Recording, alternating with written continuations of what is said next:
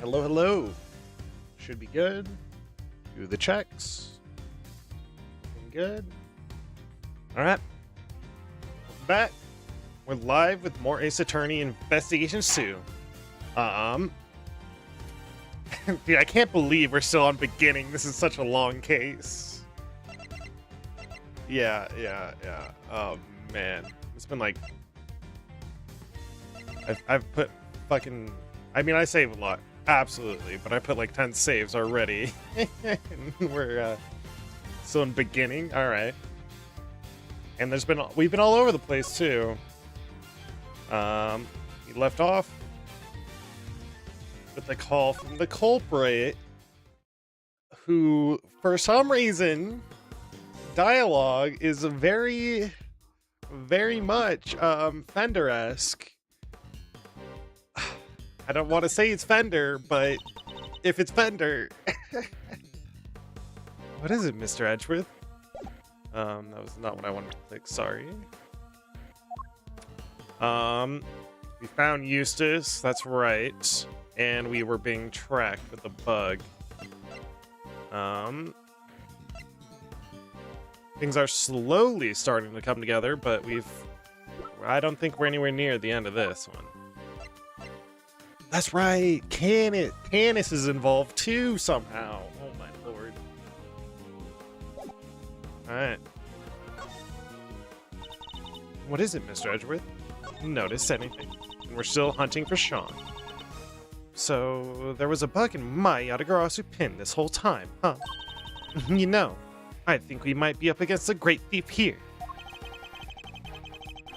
You're basing that solely on the fact that they planted a listening device. Sure I am. A real great thief has to be able to read what even the tiniest clues are telling him. And look at how they planted it too. None of us noticed, not even me. Out great thief, I can't believe it. I must be losing my touch. Well, you were on a sabbatical, but you're out of it now. You're back and better than ever. I'm not sure that's the part I'd be angriest about if I were you. Sean's whereabouts. We're still no closer to finding Sean. I can't believe this. Where could he be? It's driving me crazy. All we can do for now is keep investigating. Let's take another look around. You're right, let's do it. We need to go over everything again and see if anything can point us to where he might be. We'll finish with Tabby, I guess. Anything...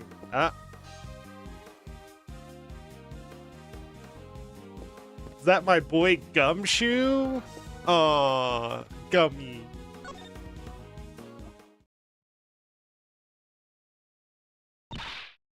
Stop, Gummy. Why are you running away from us? It's like... Detective Gumshoe.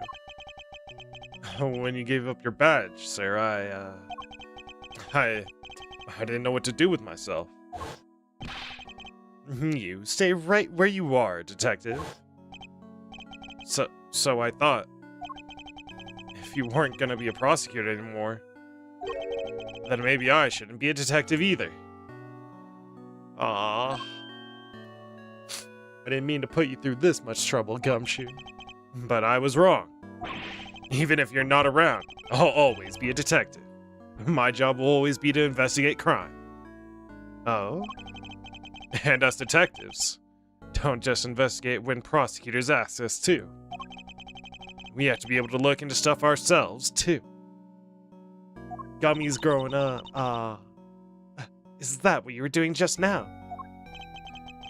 And back then, too. Ooh, you should thank your former subordinate for what I'm about to share. In his desperation to help Kay Faraday, he gave me a valuable piece of information. Detective Gumshoe did that. I've known since day one, Detective. You're the real one. So, Rosie Ringer's autopsy report. When I went down to the detention center to see how Kay was doing, And when you get to my level, you don't uncover the truth, you make it little by little. K. Faraday. Murder, that's the truth I created. Yes, my boy, that's what I like to see. You overheard that? Yeah, so, I went back and looked over the evidence. Dug out a little something I think might help. No way, Gummy, you're the best. I'd be in prison right now if it wasn't for you. My pleasure, kid. Good to see you got your memory back, by the way. Thanks. So, anyway, like I said, I'm investigating stuff for myself these days, and that's that. Well... Wait, Gummy, don't run off again. We get it. You can look into stuff for yourself now. That's great. And it helped me right when I needed it most. Well, you could join us. But right now, we need you to work with us. I'm no longer a prosecutor or indeed anything, but we're investigating a case regardless. And I ask you this not as a prosecutor, but as a friend. Detective Gumshoe, will you help us? Yes, let's go! I mean... Stop it, sir. You're killing me here. No? Come on, Gummy. I love it, Gummy.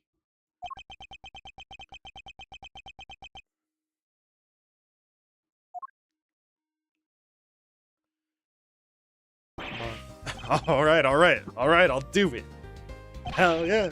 Just stop bowing and being nice to me, all right? It's weird. Gummy. Thank you, detective. So, what do you need? What have you been up to?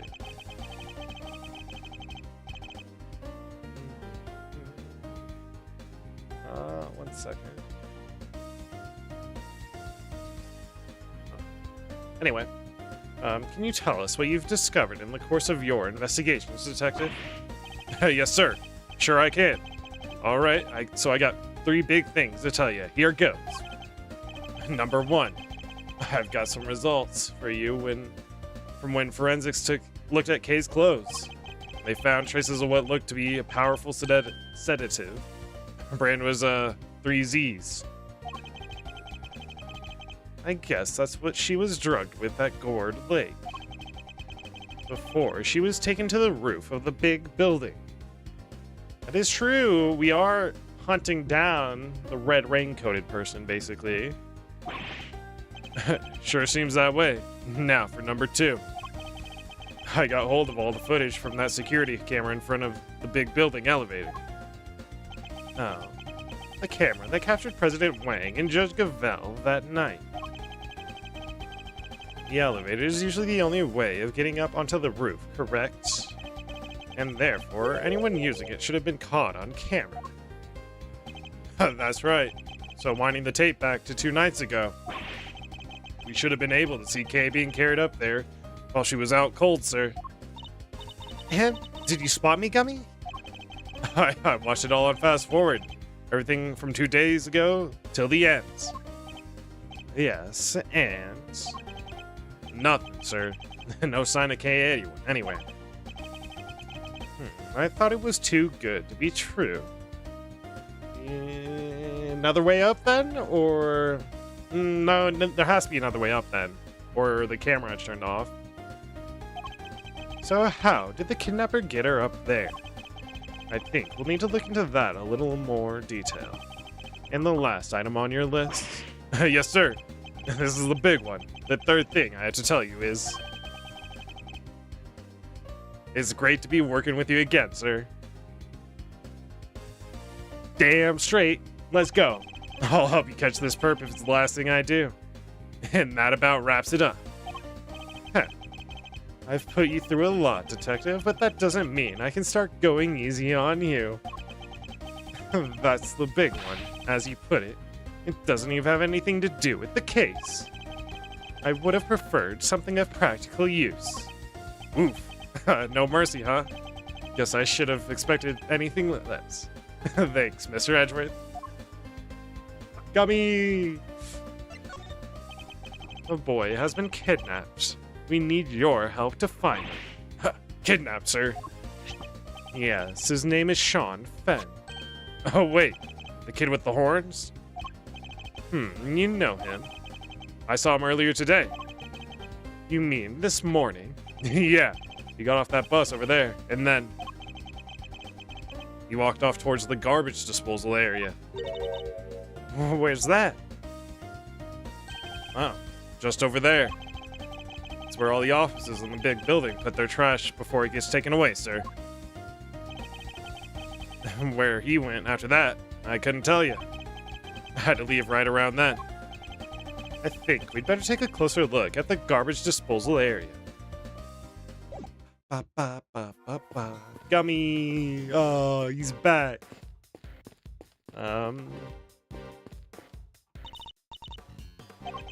It seems so, yes. Perhaps we'll find some clues here to his current whereabouts. We'll do that later. I saw the milk, though. We'll do that last, then. How are things looking, officer? All good? Yes, sir. Very good indeed. I haven't just been keeping my eyes and ears peeled, but my nose, tongue, and fingers too, sir. It's a whole new kind of guard duty, and I must say I'm really relishing the challenge it presents. No offense, but would you mind concentrating a little more on traditional methods? Whoa! If it ain't my two newest pals, more trouble, hop in. Thank you, but we don't need to go anywhere right now. Ah, you don't gotta say nothing, buddy. I can see it written all over your face. You gotta go make a fresh start, am I right? New town, new house, new everything.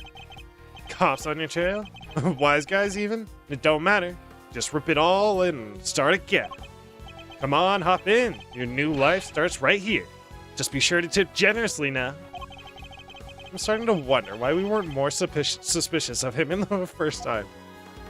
Hey, he does anything for a good tip. Why is he so upset? The map didn't change, okay. Mr. Powers, can I ask you some somewhat impertinent question? Sure. What is it? Are you planning on making any more Steel Samurai? Hi, sorry. Does this have something to do with your case? No, I was simply asking out of interest. I'm sorry, Mr. Edgeworth, but they don't let us talk about this stuff with just anyone. I'm sorry to have put you on the spot. I knew it was a long shot. Ah, well. But he didn't say they weren't planning on making anything new. Interesting. Steel Samurai 2, coming out soon. There's an array of filming equipment here. It's practically screaming, "Steal me!" just sitting there on the ground like that, huh? Okay. I know. I was just seeing how it felt to say it.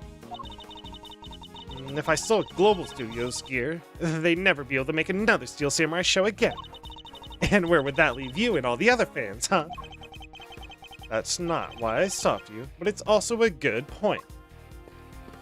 Very true. This is the site bus. They use it to moving the cast and crew around during shoots. A bus, huh? Then we need to know where it's going and how much the tickets cost. It's Global Studios' own private bus, Kay. You wouldn't need to buy a ticket. And the destination will change depending on the needs of the crew. So let me get this straight. It's free, and it's going anywhere you want it to. I gotta get me one of these. What you want then is not a bus, but a car, Kay. Just like everyone else. I mean, not if you want to be carried by somebody else driving. How about that? A little help from a little me, and y'all make a giant leap closer to solving the case. Closer? Sure. If by closer you mean we wound up going after the completely wrong kidnapped victim. She must have barely looked at the photo at all. Oh, really? And here I thought I'd given y'all the tip of the century. My bad. It's not your fault. It's ours for putting our trust in unreliable sources. Very true. We'll just have to learn not to do that again. Hey, that ain't nice. I don't gotta give y'all no tips at all, you know? And I won't. Not if you're gonna be like that. Alright, fine. Maybe just this one. But only because I got a real scoop for y'all this time. A real scoop. This should be good. Oh, your scoop. Fine. I'm not expecting much, but you got my attention. What is this scoop of yours? Proof. That's what. Proof that Taurosaurus really is real. Alright. Okay, we're leaving. Wait. I ain't lying, I swear. Sure, it's hard to believe, but it's true. We don't have time for this, but we also don't know have much else to go on, I suppose. Proof? What kind of proof? Did you capture something on your tape recorder, perhaps? Ooh, you're good, Ruffles. Sharper than a gosh dang tack. I captured the sound of that big old beastie breathing fire is what I captured. I was hoping for something a little better than that. But it could be useful. Case relevant, even. Hey, don't make that face, dang it. I ain't lying. Listen for yourself and tell me if it ain't true. Alright, ready? It's fire breathing time. Dang it, nabbit.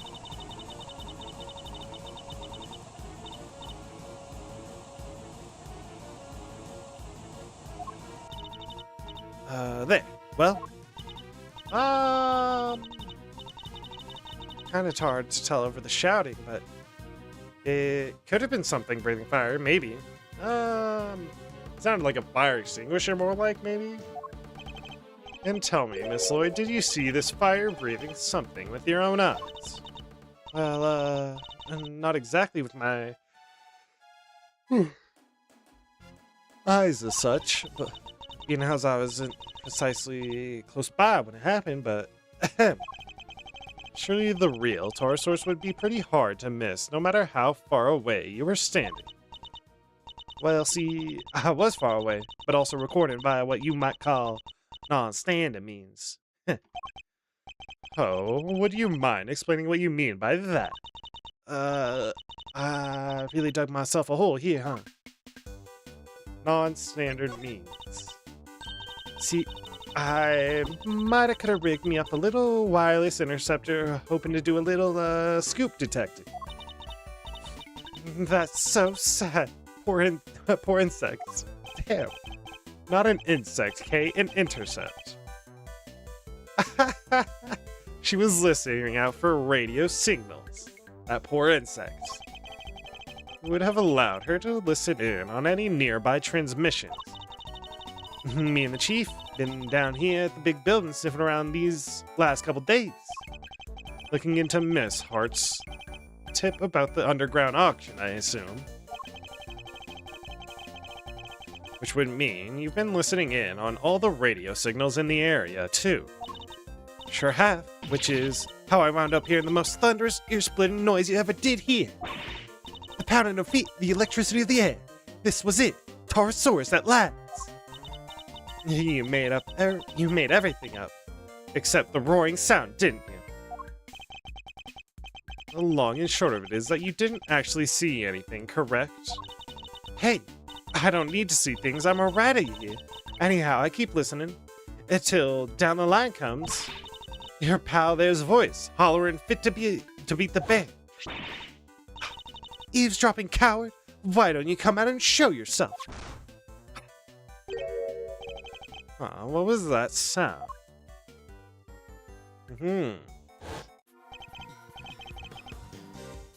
That means she picked up the transceiver, or the what's it called? Oh, our apologies for that. I'm sure Kay didn't mean to bull you over with her little outburst. I assume it was as shocking as it was because you didn't hear it directly. It came through your headphones while you were listening to the signal from the bug, didn't it? What? Are you saying she planted it? Hey, come on now. I ain't into no bugging, just a little lighthearted intercepting is all.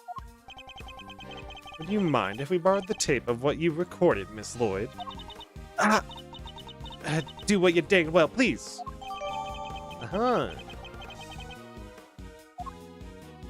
Alright. Oh, Mr. Edgeworth.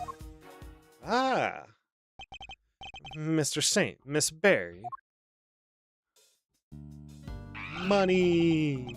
How's the search going? Did you find him? Not yet. Poor Sean. Sean? Oh, nothing. Just a slip of the tongue. I guess they still don't know about the kidnapping. We did manage to find Eustace, yes. You did? That's great. Thank you so much. Now maybe they won't arrest me again. We hope so, huh? Alright. They're adding more characters yet again. Alright. I guess we can do this now. I think that was around the time he was kidnapped. The trash is collected at 11 a.m. I guess that's why the enclosure is empty. Ah, that's how he could have gotten. There were a ton of stuff here earlier. Big stuff too, sir.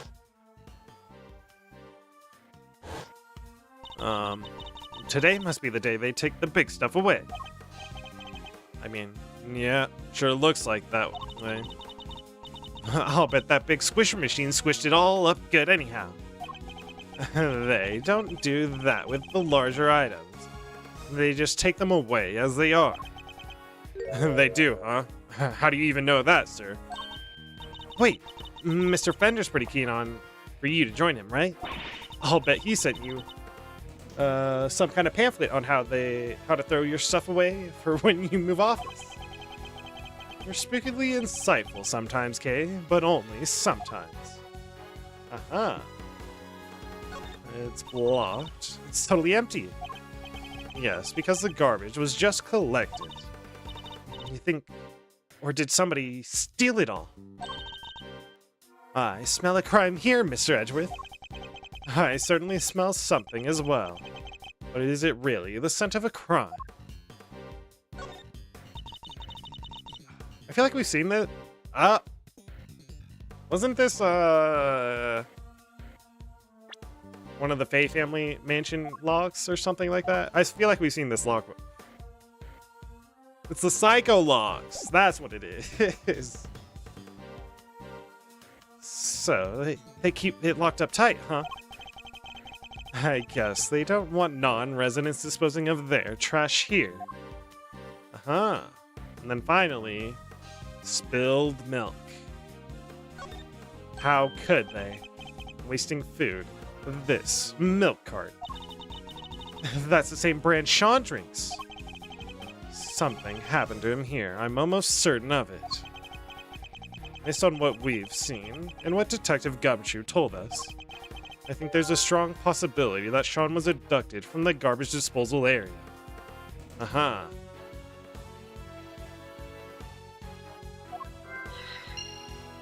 Makes sense. Yeah, it's kinda out of the way of prying eyes, huh? But why would Sean even come here in the first place? I imagine he must have had something to dispose of. But the truck's already come and gone. Guess we'll never know what that something was now.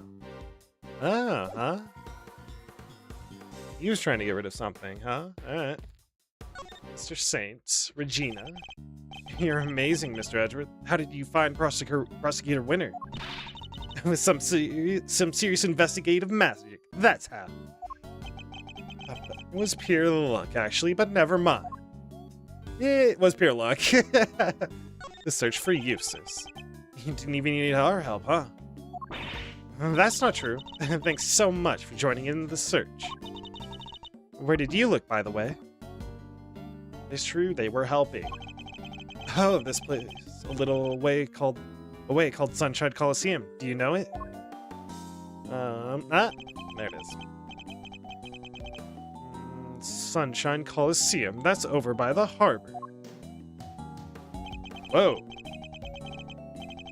Donut holes, pancakes, drinks, banana, something. Huh. Ah, the circus was performing there. There were a whole bunch of people there for a big event. We thought it might be worth a look. You mean like a festival? Oh, that sounds fun. Wish I could have gone and checked it out. Maybe later, Kay. Oh yeah, it was super fun. There were food stands and fireworks. Simeon didn't like the crowds much, but... Hey! You don't have to tell him that. Alright, it's decided. When this case is finally over, we're all going to the festival together. That sounds accurate. The circus show. It's kind of lucky you found Prosecutor Winter so quickly. Lucky? In what way? We have to go practice soon for the show. We would have been able to help for much longer anyway. I see. I'm sorry to have kept you from your duties at the circus. Oh no, it's nothing to worry about, really. We were glad to help. I'll do anything if it helps make sure they don't arrest me again. You really helped me out by finding him. I'm so relieved. Of course.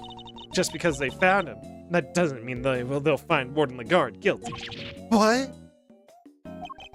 You mean they might still throw me back in jail? No. I can't go back. I can't. Come on, Kay. Do you really have to torment the poor boy? Yes, please. Poor Simeon. Alright, Regina Berry, what do you have for us? Me and all my friends went out looking. But you beat us to it. No fair.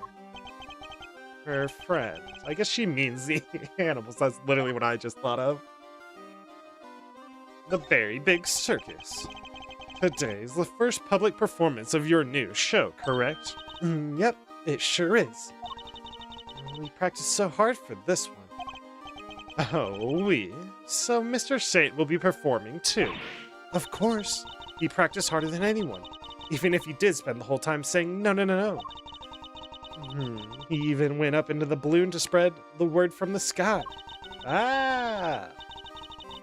So we have to come and see him perform, okay? It will mean so much to him. Of course, assuming we can solve this case before then. That truck was carrying a balloon, a hot air balloon. Did you say that you enlisted the help of the animals in your search? Yep. If it had been for Azay and Regent, we might have found something. But Simeon, the big scaredy cat, was all no, and put a stop to that. So boring. If it weren't for Mr. Saint, the whole town would probably be in uproar right now. Aw, come on, Simeon. Why would you do that? Setting the whole circuit loose on the city would have been super fun. I'm sorry. You too, Mr. Edwards. Sorry. Oh, why? Are you apologizing to me? I'm the one person who didn't say anything. Alright. Time for some good old logic.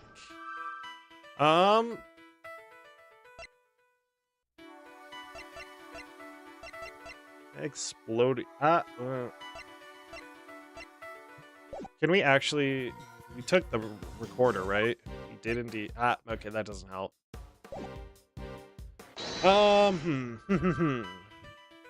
We got this and this.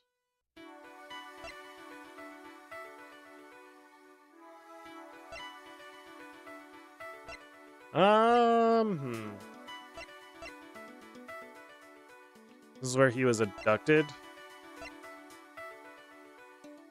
The blue truck is for the balloon, I believe, but I don't know if we're gonna make this right connection here. Alright, fine. There's no logical connection between the two. Let me save, I guess, real quick.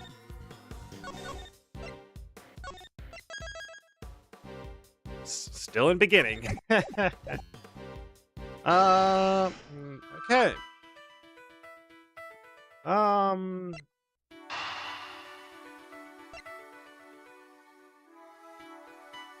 It could be if there was no vehicle, who took the trash away? Is what I'm thinking. Hey. Only 2 vehicles came through here this morning. The taxi and a blue truck. And Eustace was taken away in the taxi. Right, well, it seems that Sean was likely abducted from the garbage disposal area. And if the garbage was collected at 11 a.m. Oh, I get it, sir. Now we know what kind of truck it was. Indeed, it must have been the garbage truck. But the police officer who told us about it didn't describe it as such. He only mentioned the fact that it was blue. It wasn't a garbage truck.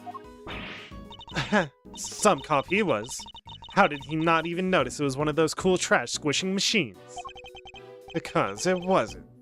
Today isn't regular garbage day, it's the day they collect larger items. For which they would have used a specialized truck.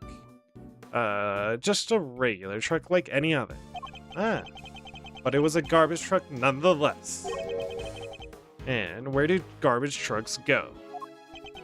To the dump, right? Wait a sec. So you're saying the kidnapper disguised themselves as a trash collector, but then the truck would probably have been fake too, right? So maybe it didn't go to the dump. No, I'm reasonably sure the garbage truck was real. Yeah? How do you figure that? Another look at the garbage disposal area should tell us.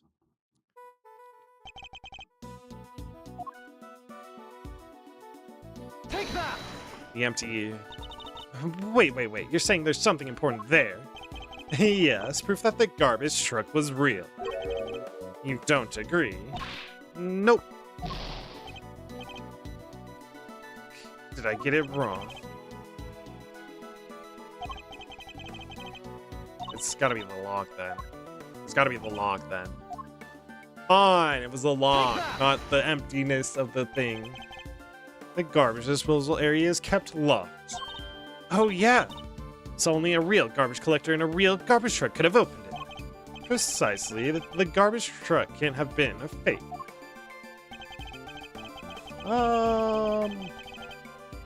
Nothing seems to particularly stand out. It's just a bunch of chairs and like cabinets besides this box here. Perhaps whoever abducted Sean put him in a large cardboard box that they'd prepared for the job. Now, mix that in amongst all the other oversized items. And the garbage collector would have taken it away, no questions asked. Exactly, allowing the kidnapper to await the truck's arrival at the garbage processing facility. They could then claim to have thrown the box away by mistake and collect it without incident. Alright, so where did they take the garbage after it leaves here? Let's see. Looks like we have two possibilities. Yeah, it was kind of obvious they would be important by which. But which of the garbage processing facility was Sean taken to? Found anything that might serve as a clue? Oh.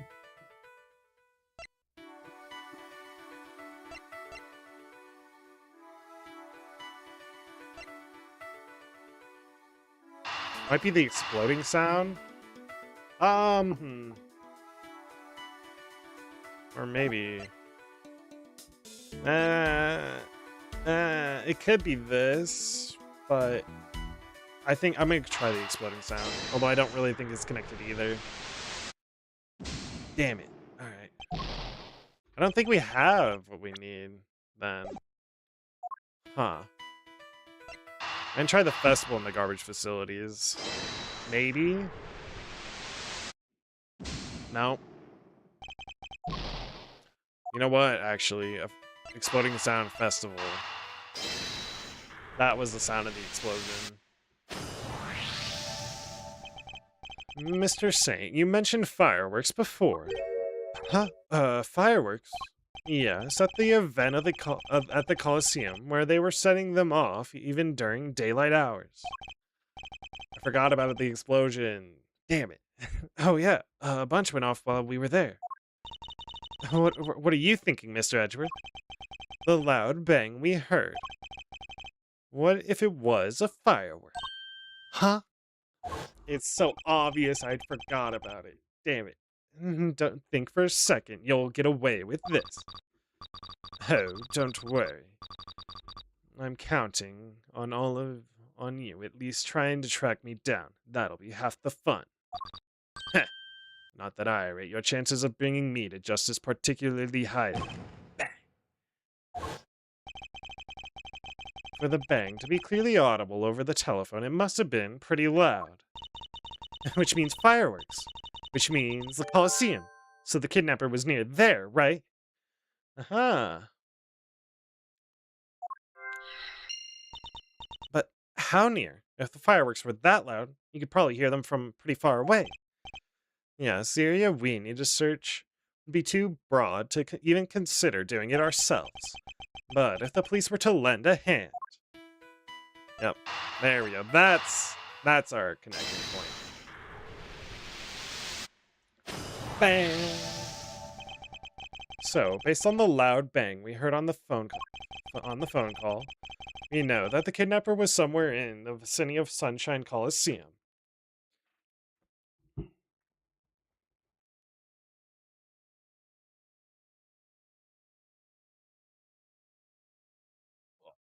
Sorry about that. Anyway. And one of the garbage facilities is right by there, too. Sure is. Deductive reasoning, at it again. I think it's likely that's where Sean was taken. Which means the kidnapper must be holding him somewhere near there. Indeed. Detective Gumshoe. Yes, sir. Did I ask you and your men to search the area around the garbage facility? We're on it, sir. It's not like you to ask. It feels a little flat, if I'm being told honest. Or totally honest. Why don't you give me a good old-fashioned ordered, huh? Like you used to, sir. You don't mind, even though I'm not a prosecutor anymore. I thought I told you already, sir. The detective investigates for himself, not just for prosecutors. Oh, thank you. Now, get to work.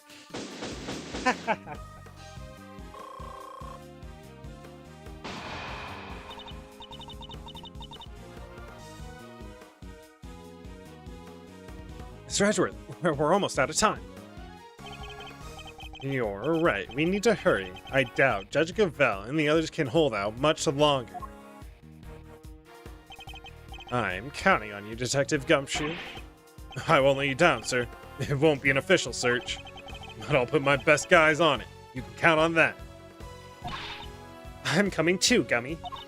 I promise I'd snatch Sean from the jaws of danger, and that's just what I'm gonna do. I'll head back to the courthouse. Who knows, I may be able to drag proceedings out just a little longer.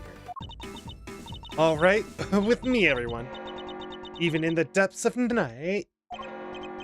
Oh, it's already striking 2. There isn't a moment to lose. Yes, sir. But I didn't finish. When no other bird dares to take flight.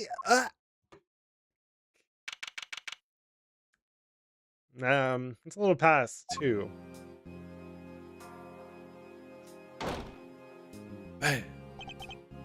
Well. It isn't our old friend, ex-prosecutor Edgeworth.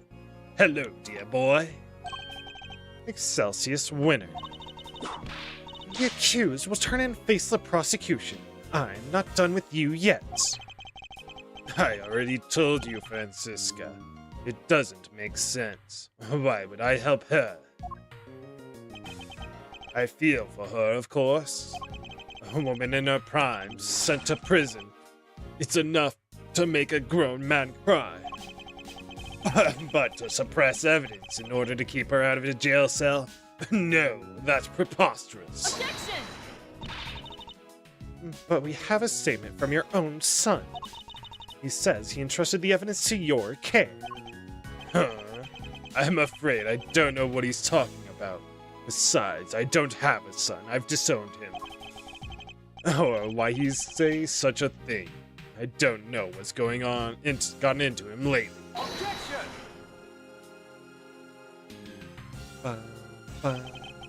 What if I could prove that you and Warden Lagarde are much more closely associated than you claim? I'm sorry. Prove? I think we've been over this, dear boy. You're an ex-prosecutor, remember? Are you even allowed in this part of the courtroom anymore?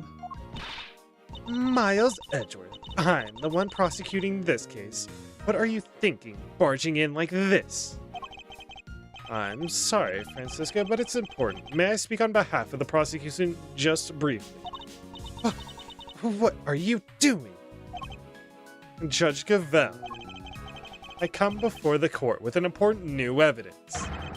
I ask that you allow me to present it.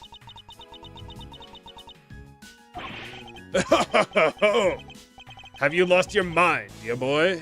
There's no way this can be allowed. Objection!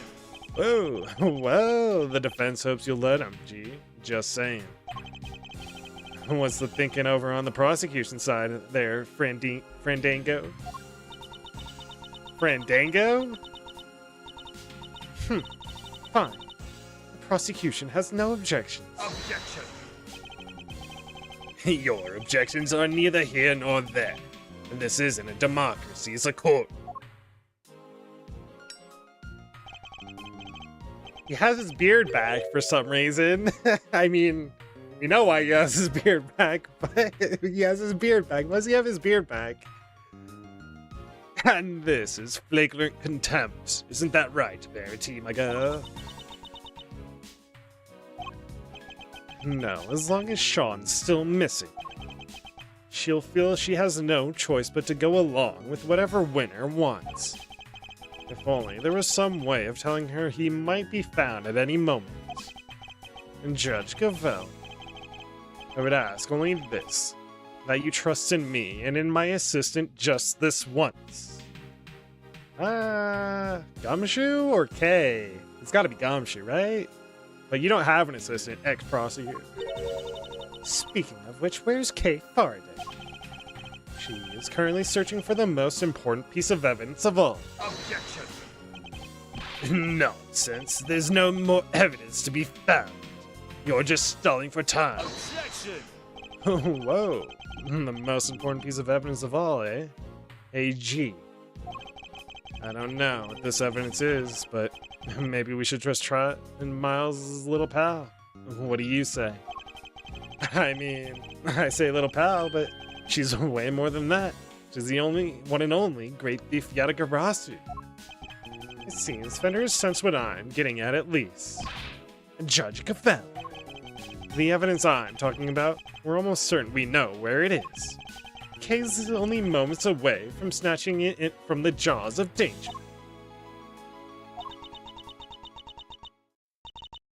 Very well. This is highly irregular, but I will allow it. You have my thanks. Have you all gone completely mad? You said you had important new evidence. Evidence of what exactly? Oh, just what I said. That Warden the Guard and Chairman Winner are far better acquainted than he claims. Allow me to present it to you.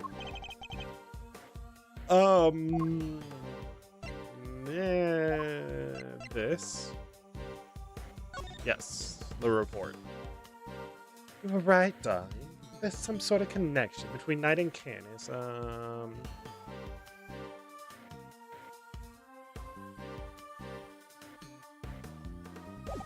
It's gotta be this report. Take that!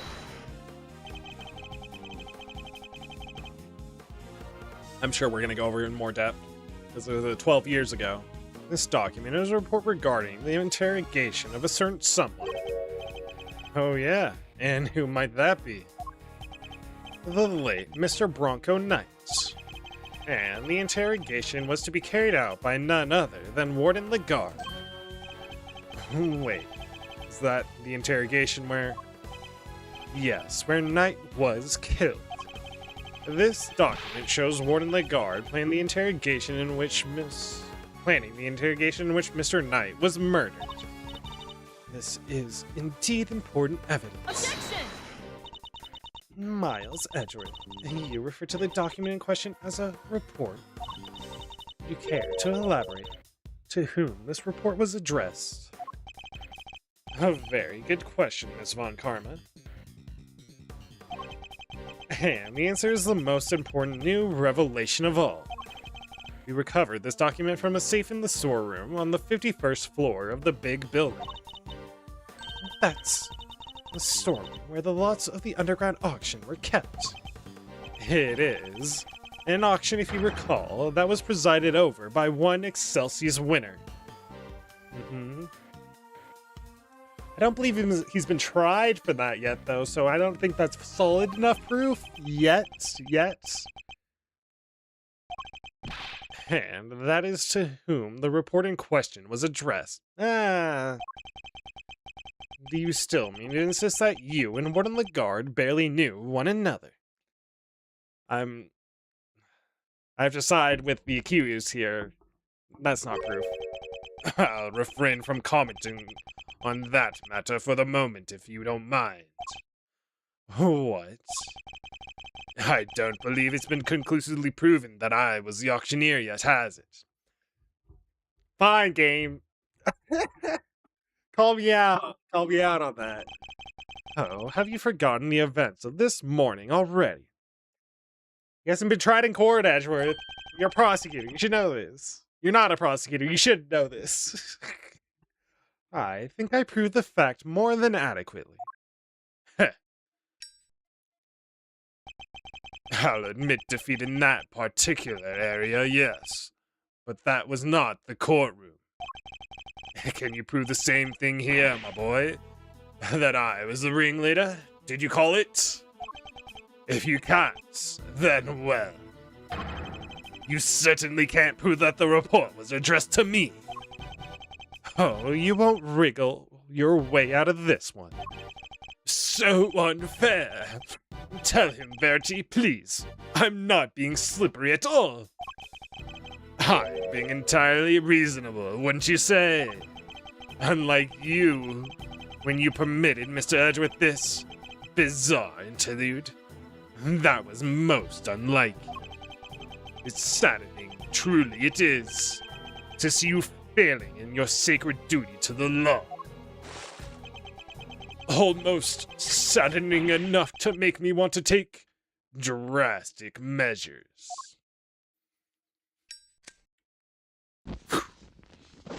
I mean, he burned something, probably evidence, you know, but yeah, you're right, of course.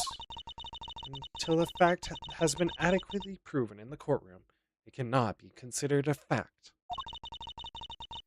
I'm afraid I have no choice but to ask that Mr. Edgeworth's theory be struck from the record. It's no good. She has to know for certain that Sean... that's not what that was about. I mean, he did threaten. I'm sorry, my boy. But what counts as truth out in the field and in the courtroom are two different things. And you're more than willing to bend the truth in the courtroom. Is that what you're saying? Oh, you're scurrilous soul. I'll do no such thing. Scurrilous. That's a word you don't see often. Scurrilous.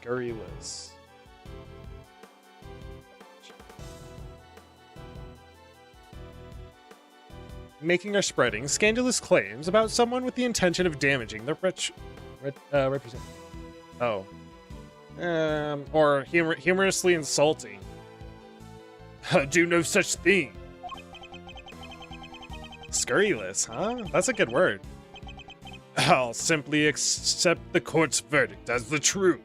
Should it choose to acquit me, as it should you. If we can't find that missing evidence, we're in trouble here. Well, Verity, I think we've heard about all we need to, don't you? There's no way that evidence is turning up, ever. A quick not guilty and we can all go home. Objection! Eustace to the save! Who said that?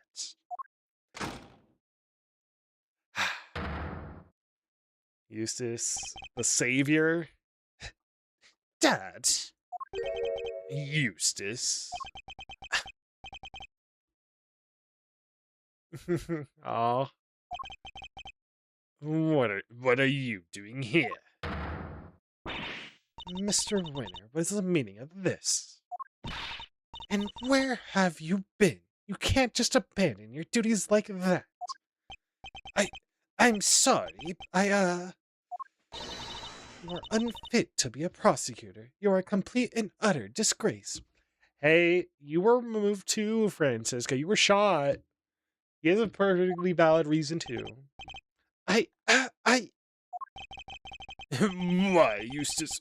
Why can you not get it into your head? This is no place for an incompetent fool like you. Dad, I...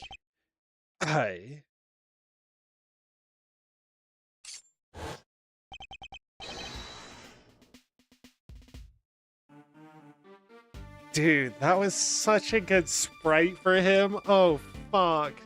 Oh. The tear as he's... Oh, shit. That was such a good... Oh, man. And the tear as he's standing up, finding his backbone and becoming a prosecutor. Damn. I brought some vital evidence. So, can I please, take my place at the prosecutor's bench? Pretty please? Well, well, Eustace. This is certainly a surprise. Objection.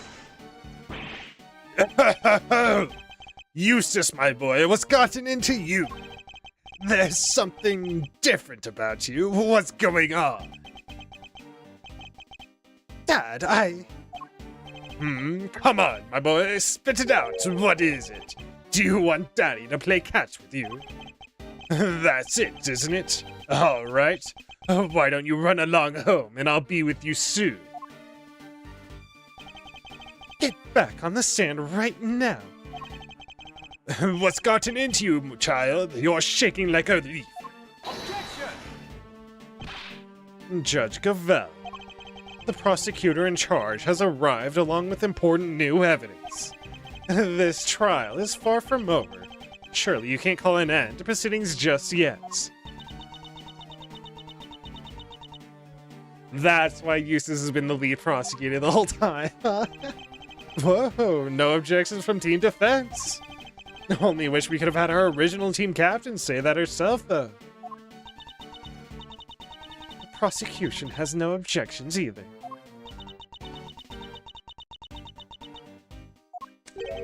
You think this farce is going to continue? There's no chance of that. None at all. Isn't that right, Verity? He still thinks he was successful in his bid to kidnap Sean, but we know different. Sadly, as long as the boy remains missing, nothing changes. Judge Gavel, hands are still tied. Ah, she's starting to freak out too. Fuck.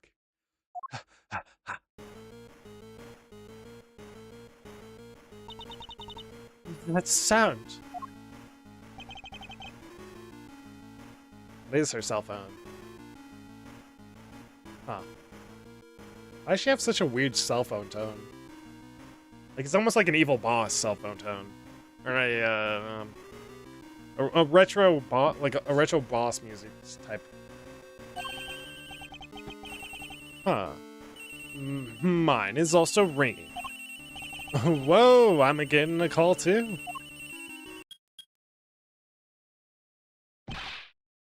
Mr. Edgeworth, sir. Mr. Fender. We found Sean. We found Sean, sir. That's a good CG. Gumshoe. Ooh. I like how they drew K here. Gumshoe too, damn. We found Sean, sir. We found Sean. Detective, you did it. The most important piece of evidence of all, huh? That's some stellar work, you great thiefness. Thanks.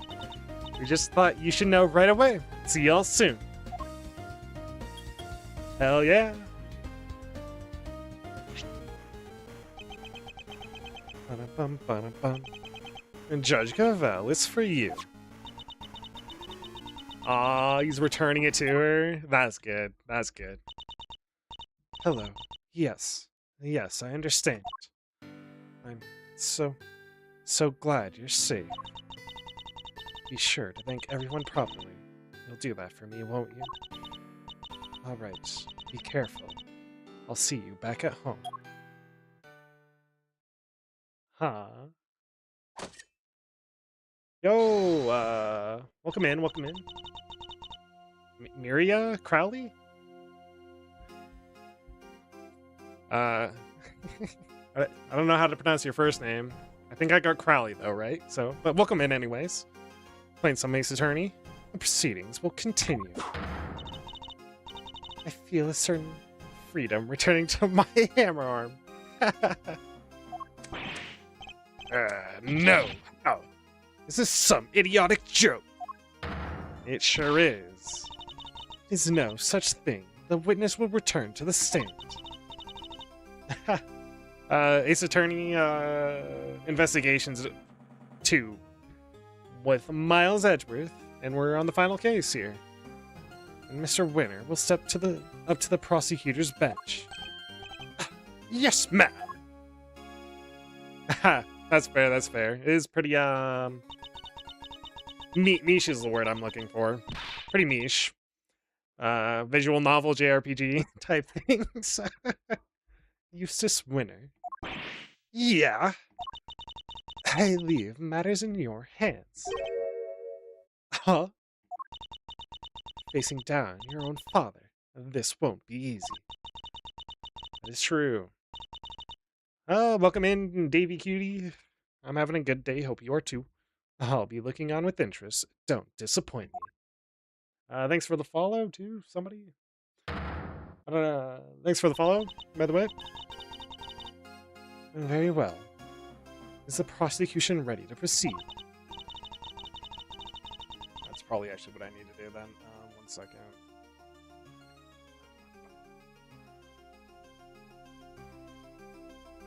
There we go.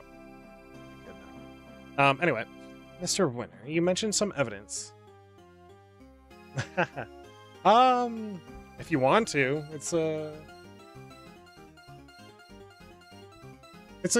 very good story, and it's a very like a detective trying to figure out how it works or who did it, basically.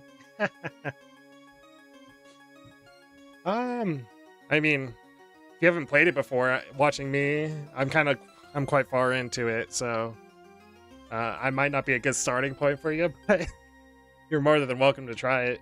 They're one of the games for yourself. I think they're quite fun, and it's almost like an anime. Mr. Winner, you mentioned some evidence that you wish to present to the court. Yes, so, the knife and the chisel. Yeah, I do love anime, for sure. Watch every day. Not every day, but a lot of my free time goes to watching anime. Whoa, you tracked down the missing murder majigs? You did what? Well, Mr. Winner, did you? Right, he has the knife and chisel.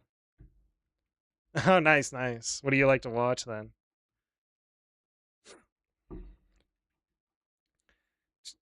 Mr. Winner, did you?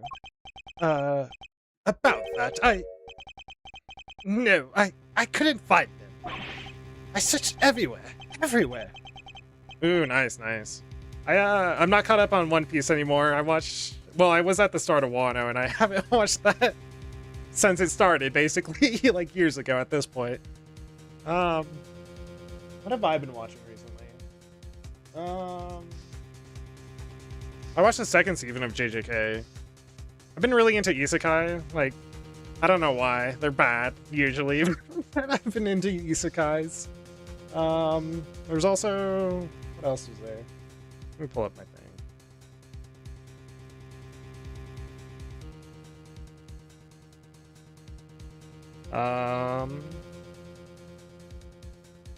Oh, right. The, what is it?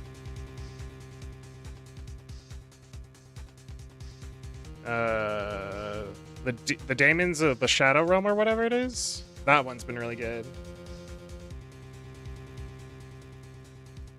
Oh, I need that. There we go. That should be back. Thank you, thank you. It's just a pre-made, but I searched everywhere, but too late. No, it's a pre-made off VGen, just pretty cheap, but a good starter model, and it's pretty high quality, so you know, I enjoy it. Too late. How so? I remembered something. I saw Dad in the garage this morning. he was carrying something wrapped in a newspaper. Where are you going, Dad? Oh, Eustace, I was, just on my way to throw out some trash. Ah. And then I heard this sound, this tinkling sound. Conveniently, there's a bell attached to one of the items that's missing. Tinkling. Let me guess. The bell from Mr. Canis's chisel. You mean to tell the court that you believe the witness disposed of the evidence?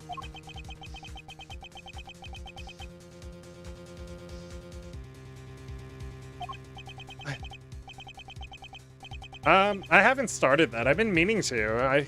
I keep hearing good things about it, but I haven't started it yet. I tried. I tried my best, but I was too late. Is it like a shonen? I think it's supposed to be a little bit different, right? Or more mature, right? But I don't really know other than that. I'm sorry. Oh, you said you looked everywhere. Everywhere where? Literally everywhere. I even went to the dump. Tears pouring down his face. He's digging through trash. All right. Got down on my hands and knees and dug through even the garbage. Well, maybe I'll start it pretty soon then. I figured that stuff had to be in there somewhere. Oh, wait, that's Eustace.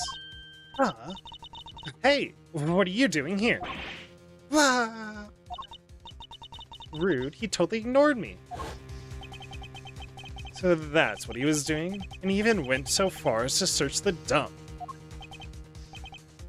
But all I found was this. And this is a little pungent for one thing. Yeah, you should unwrap it. Oh wait, I don't have it as evidence. Oh yeah, and you're a little on the ripe side yourself, kiddo. I can smell you from here. Oh, really? Really? Damn. If it's mystery like that, it's probably pretty good then. But unfortunately, it is, other than the title, is a mystery to myself too. So, but I will probably start it pretty soon then. If it's getting recommended. What do you expect? And the knife. It's probably somewhere in among all the trash. But there is too much to go through on my own. Very well. The court will accept the item you have presented into evidence. Please unwrap the newspaper. I'd be open to it, but it depends on what you want to play, I guess. But you really have outdone yourself, Eustace. You never failed to disappoint, dear boy. You dug through rotting garbage with your bare hands, and that's all you have to show for it. Ha! Yeah.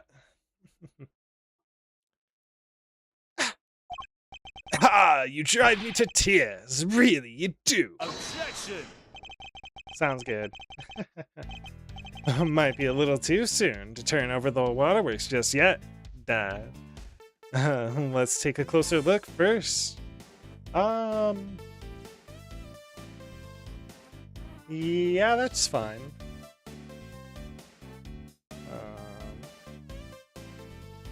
Where's my Discord?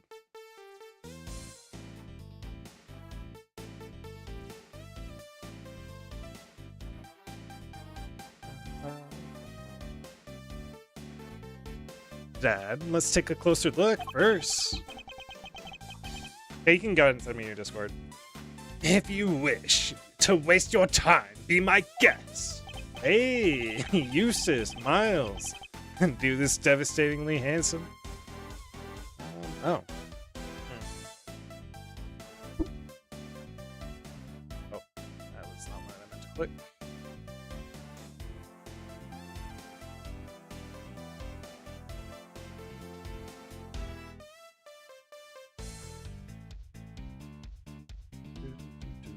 Alright, I send a friend request. Oh, this music goes so hard. For no reason. Handsome old defense attorney, a favor, will you? Hit this guy full in the face with the truth. Oh, nice. Seems Fender's on board, too. Then let's see if we can't find an opening. Mr. Winner, could you show me the piece of evidence you found? Sure. Yep. It's a weird thing to pick out, but, let's open it up, shall we? We can only hope that something of value inside. How do you not open this up? Could this be the bell that was on Mr. Canis's chisel? I believe so. Perhaps there's some trace evidence that can be proved that one way or the other. Nice, nice. It's no good. Look at it. It's spotless. Well, Mr. Winner, do tell. Was there anything interesting inside your little scrap of paper? Yeah, unique bell. Of course there wasn't. Why would there be? Why was it even accepted into evidence? It's literally a piece of trash. Sorry, gentlemen, but the truth hurts. Were Eustace's efforts for nothing? It's true, the bell may not be of much use. Thanks for the follow.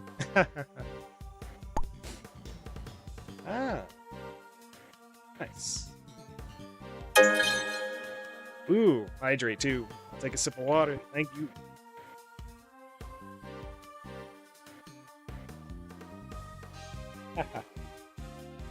Thanks for the redeem.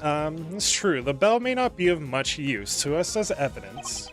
Nonetheless, it's quite useful because it's literally a unique bell that there's only 2 of in the world, apparently. But we'll go with it. Come on, Edgeworth. We can't give up yet. As calm and collected as ever, I see, Miles. Unlike my poor idiot son there. Are we to assume that the prosecution has nothing more to say on the matter? Very well. Objection! Eustace? Not so fast, Gavel. We're not done yet. Saved by Eustace? Oh my god, we're slipping. There's one thing we still haven't looked at properly. Really, my boy? You want us to believe there's more? Desperation is never a good look, you know. Yeah, thank you, thank you. It seems Eustace isn't quite ready to give up just yet. And for once I think we're both thinking the same thing. Namely, that we might not necessarily be dealing with a useless piece of trash. We can't know for sure without looking more closely, but if I'm right, we're talking about the bell. We need to take a closer look at the bell. What? Oh, fine. It's the newspaper. It's gotta be the newspaper? There's no knife. Okay. So sad to see you both scrabbling so desperately. Admit it. You don't have anything, do you? There's only one thing left. The newspaper, I guess. I'm talking about the piece of newspaper the bell was wrapped in. Seems that we really were thinking the same thing. That's why I got it the first try. Wink, wink. Ah, it's beautiful, really it is. Tear-jerkingly so. Some might call it heroic optimism. Some might call it clutching at straws. But whatever one calls it, to put all one's faith in a worthless piece of garbage, that takes belief. Oh, let's take a closer look and see if it's as worthless as you say, shall we? Eustace, if you be so kind. Death. Thank you for using your very unique and custom-made gloves. Are these finger marks? And look, it's covered in some sort of oil.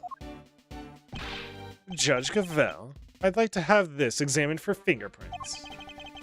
Could I request that you call on someone from forensics? Very well. Summon a technician right away. I have the results, Your Honor. It's been confirmed that these are finger marks. Unfortunately, it looks like they were made by somebody wearing gloves. No! Oh dear. Well, that doesn't give you very much in the way of evidence, does it? Except there's literally death written on the gloves. And, well, we have that pair of gloves in evidence, so, you know. But I suppose it makes sense if you think about it. After all, this was important evidence. And what kind of idiot would handle something like that without gloves on? Oh, that's right. The kind that would flail about desperately like you, my boy. Wow. Way to talk to your kids, Super Dad. I'm merely calling a spade a spade. Or in this case, an idiot an idiot. Dude, his disdain for his son is insane. Real winners know to keep their emotions out of things. Uh-huh. And take no pity on the weak and the foolish, including their own ineffective offspring. Dad, You spent the last who knows how long proclaiming yourself to be a prize-winning prosecutor. But thanks to your little pep talk this morning, you finally know exactly how those prizes were won. It was all thanks to me, and thanks to the power I wield. You've never stood on your own 2 feet. You've always been coddled, first by me, then by Verity. That is true, but also... Dad! How dry your garbage-smelling tears. Garbage-smelling? Not that it's a stench that doesn't suit you. Even it does make me turn up my nose in disgust. Objection!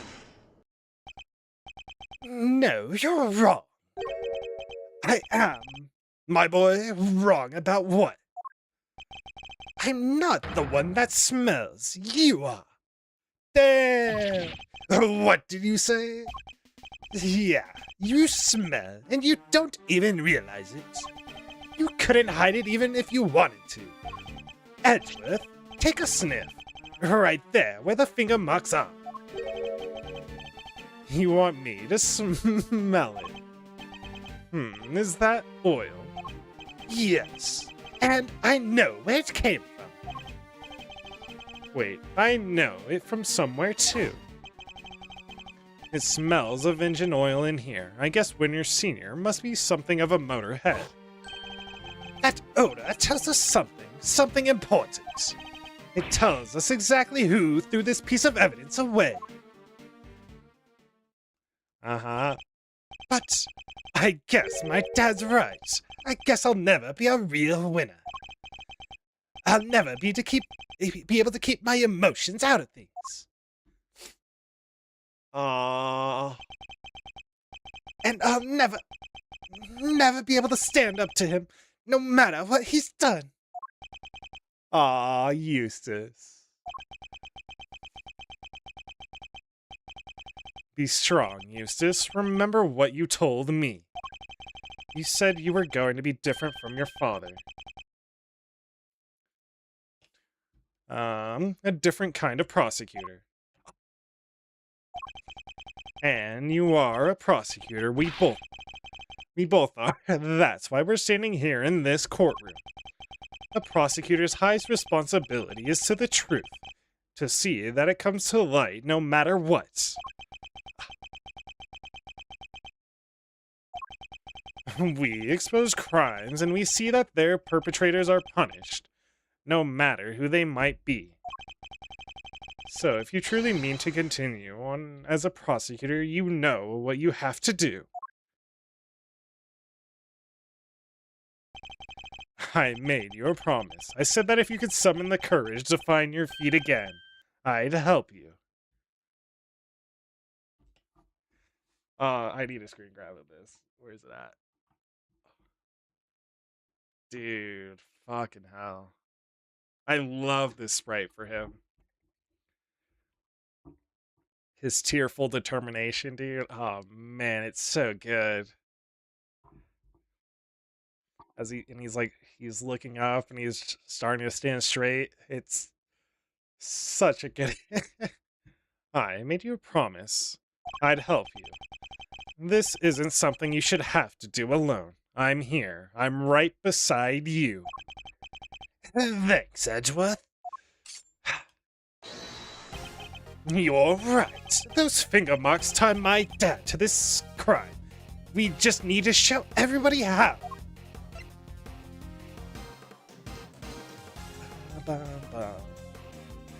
And he kicks in the music himself? Alright. The smell you pointed out to me, Eustace, is the smell of engine oil, isn't it? Motorcycle oil, even. Hey, yes. And we've both smelled it before in the same place. Yes, in Chairman Winter's garage.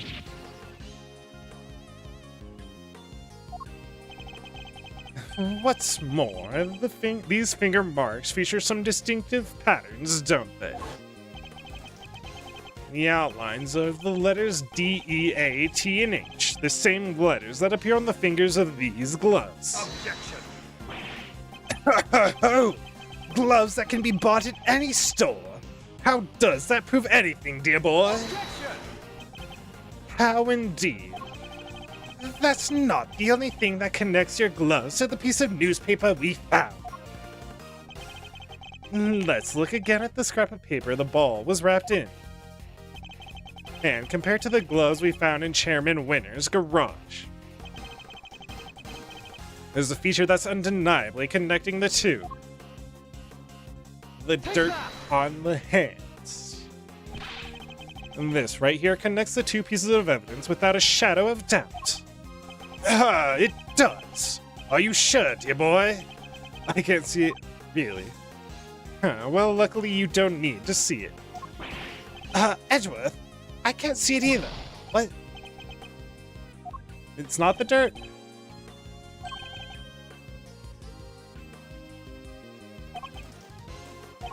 Is it the lettering, then?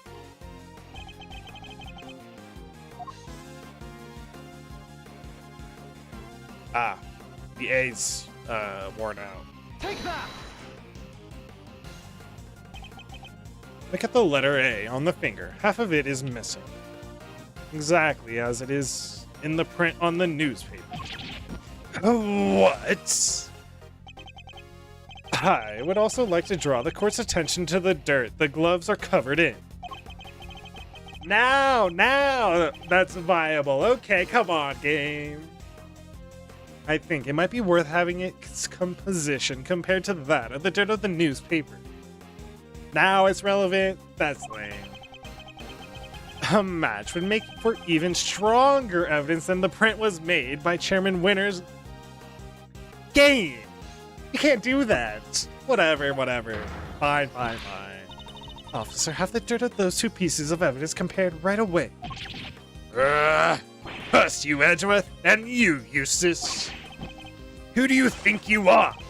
You're nothing but mere prosecutors. Oh? Sorry, Dad, but I think it's time you admitted defeat. You suppressed vital evidence, and we just proved that it in the court of law.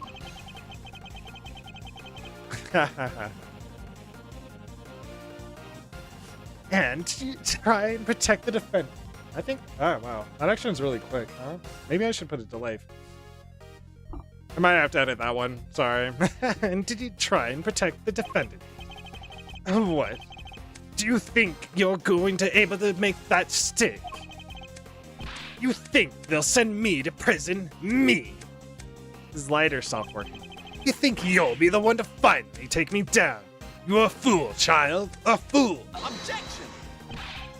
Just give it up, Dad. Admit what you did. Objection! You think you'll stand a chance without me around? You won't last 5 minutes.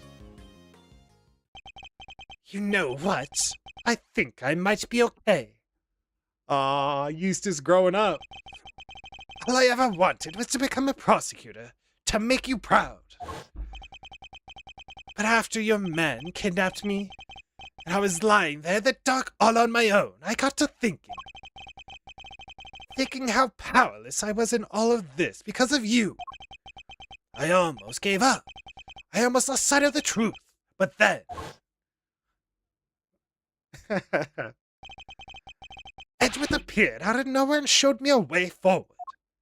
Hell yeah. I don't need your approval anymore, and I don't need you. After all, I found that evidence on my own, didn't I? My men kidnapped you? What are you talking about? Objection! I guess the courtroom is as good a place as any to tell you the truth, Dad.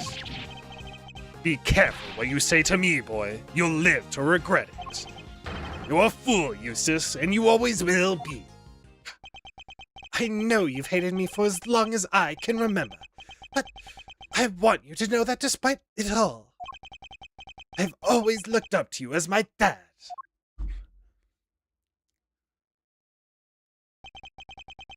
Thanks for everything, Excelsius. And goodbye. Heyo, when did you... You need me, dang it. You can't possibly survive me without me. Eustace! You burn up everything again? Oh, he's just gone. Alright. The court hereby accepts the vital evidence in this case was suppressed by Chairman Winner. That crime will be tried and an appropriate punishment decided at a future date. But for now we must turn to the matter of the knife and the chisel, which still have not been found. However, I believe a full search of the garbage facility may well remedy that. What? You're going to dig through all that trash for the knife, darling? But then... Oh, don't worry, Warden Lagarde. I'm sure your punishment won't be too unpleasant. Oh, you devil! Punished moi? Impossible. Excelsius, you blithering buffoon! What did you do? What did you do? Oh, your swaggering bluster about how they'd never declare me guilty, and now this! You were the only one I went to after they arrested me. Because, you made me believe I could trust you. And not only did you kidnap a child to try and help me, it didn't even work, idiot! You... Feckless, useless, idiot of a man! Feckless? Damn. An unsightly outburst, to say the least. But an informative one, too. Wouldn't you agree, Eustace? I definitely lost my voice for, my voice for Lagarde, but that's alright. Yes, she really lets some juicy info slip there.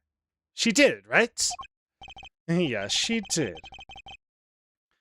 Well, we really need to work on your confidence.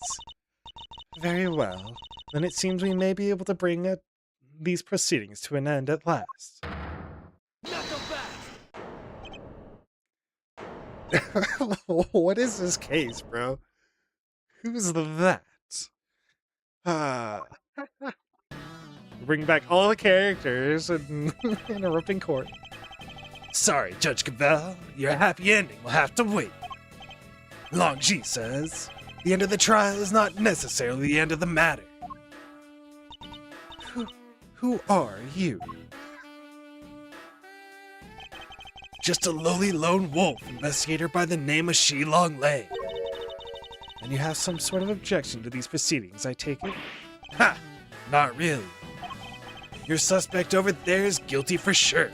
Guiltier than you know. Lang? Like the Lang from 12 years ago?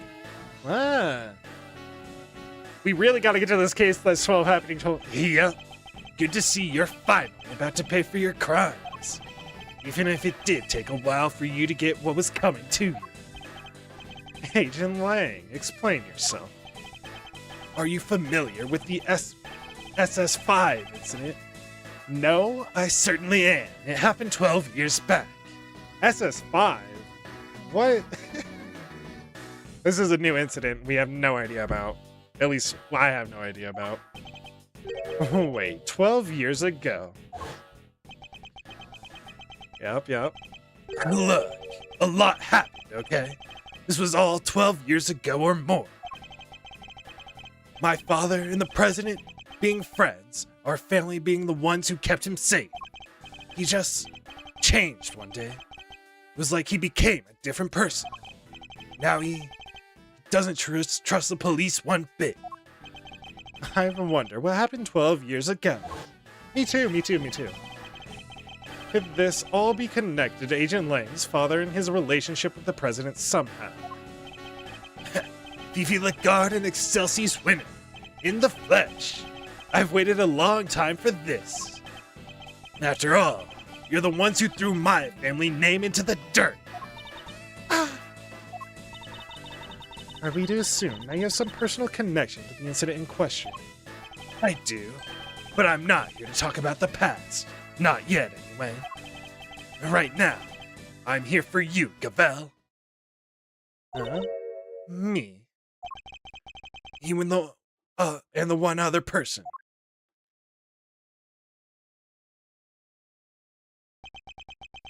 Ah, Sean! Sean! You're both under arrest. I don't know if this is entirely groundless, but he has a tendency to lean the wrong direction. On suspicion of having conspired to murder Dijun Wang, president of Zhenfa. This is taking it the wrong direction. Type shit. Got it. Where is your evidence, Agent Lang? Not so fast. Not so fast. All in good time, Mr. Prosecutor. We haven't even started our investigation yet. Not even started the investigation, already arresting people. I want my suspects on the scene with me while I look over everything over again. What have you uncovered, Agent Lang? I need to know. If you've got a problem, you're more than welcome to tag along. Oh, believe me, I will.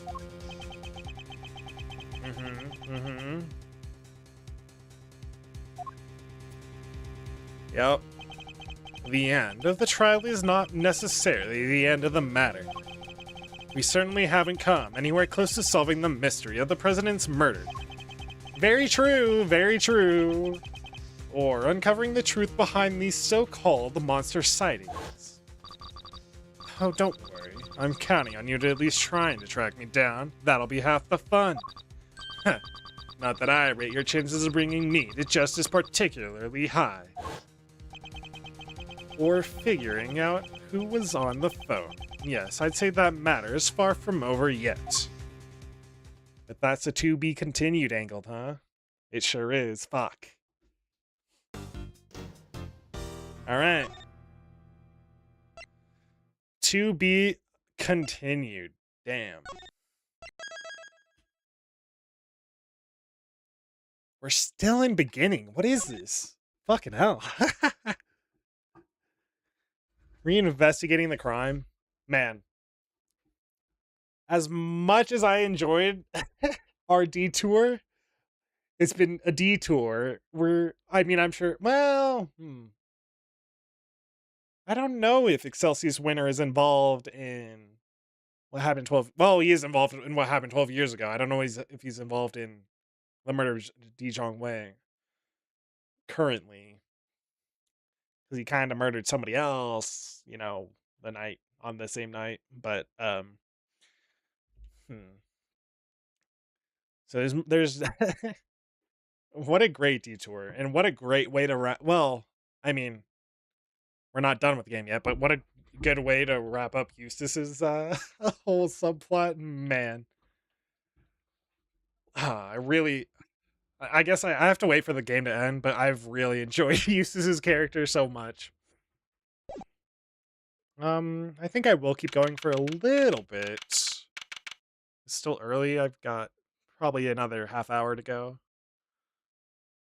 We're not on the clock anymore, as it's 2:52. We are reinvestigating, though. Could you maybe calm down a little? Calm down. No way, Jose. Not until y'all come clean. If it's for your own good, dang it. Our intrepid reporters refuse to give up, even in the face of repeating stonewalling from the crew. Look, ladies, you need to stop harassing these people, or I'll have to ask you to. You cops sure got a lot of nerve. Y'all the ones who let Taurosaurus run wild. Hoping to hide the fact that they bred their menace themselves, the staff cling desperately to their story. Look, we're really not breeding anything. This is a movie set. Says the gal who told me she done seen Gordy with her own dang eyes. Sure, I saw something, but that doesn't mean we're keeping monsters here. All right, break it up. Ah. Even Gavel too, damn. Oh, Mr. Edgeworth. And Sean. Y'all are on that trail of this here monster infestation too, huh? No, we're on the trail of a criminal. Long G says, the darkness of a criminal's heart can sometimes be compared to a monster. That is to say, a killer is no different from a monster, really.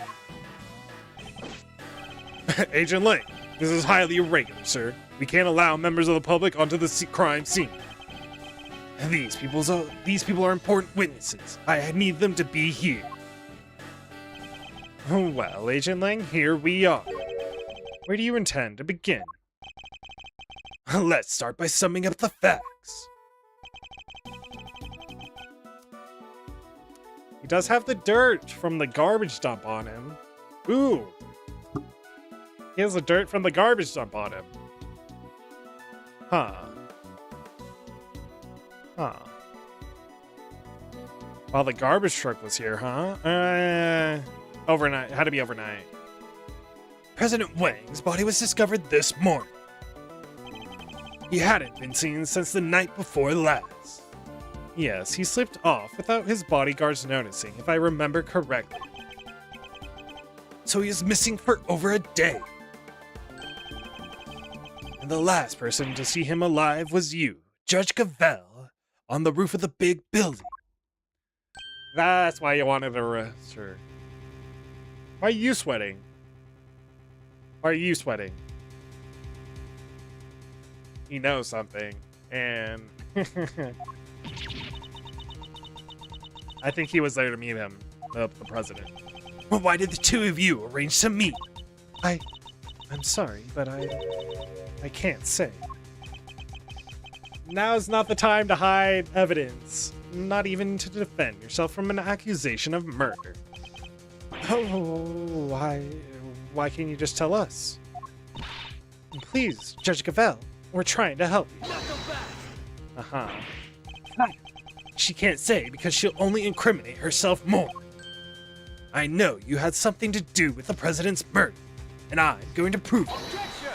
Uh-huh. You said yourself that the body was only found this morning. How do you explain the time that passed between Judge Cavell's meeting and the president and then? That's exactly what I'm hoping we're about to find out. I'm particularly interested in what happened last night. So, why don't you tell us exactly how it all went down, Sean Fan? Me. We know you were here on the set last night. You were, Sean. We have testimony from the woman over there, and forensic evidence from the footprints that proves it. Came back to run your lines, right? What? You were spying on me. I'm sorry. I was just making sure you were okay. It was late. I was worried about you. How many times do I have to tell you? I don't even need you to worry about me.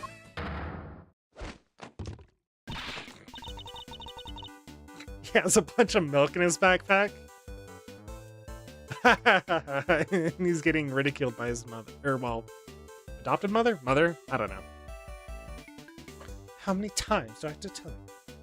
Sean, there's no way to talk to an adult. She was trying to look out for you. Apologize this instant. Sorry. I've told you before, I won't have you speaking to people that way. Wow, this is a whole new Judge Gavel. It sure is. It seems she's just as strict with her son as she is with those who break the law. Are you listening to me? If I've told you once, I've told you 1,000 times. You must. Ah, that's cute. She's still going?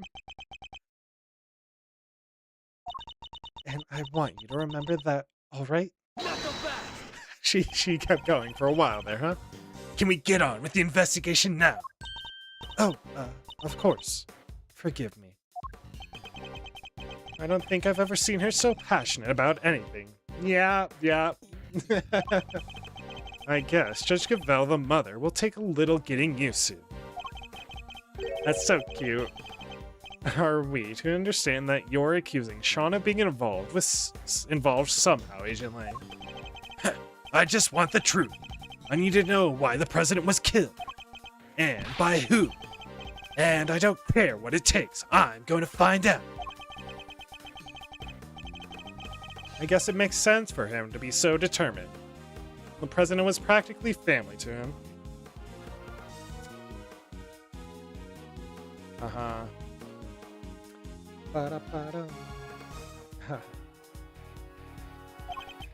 Alright, Sean.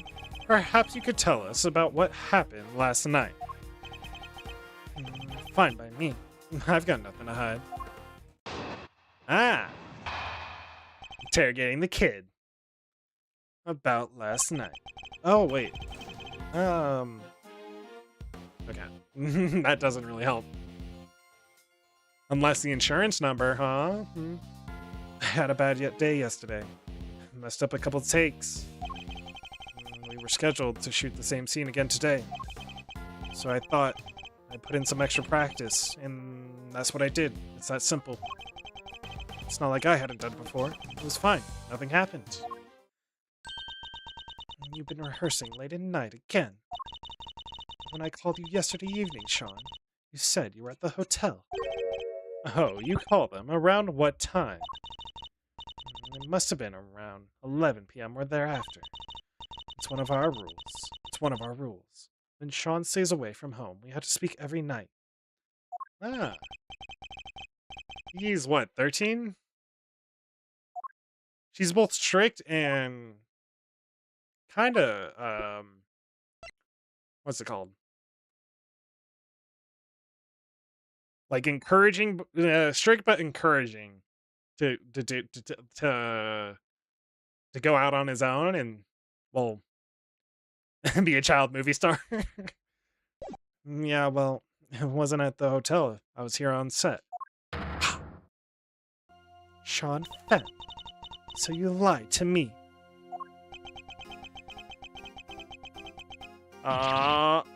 Sorry.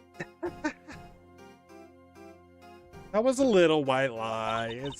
Oh, now she's mad. I think it's kind of amazing how hard he wants to work on his acting, though. And nonetheless, a parent can't help but worry. Her child alone, late at night, anything could have happened to him. And indeed it did. He got himself entangled in this case. I don't, well, this is assuming you didn't commit the murder, but they don't stay out late. Children don't stay out late. Expecting to commit murder, get entangled into a murder case.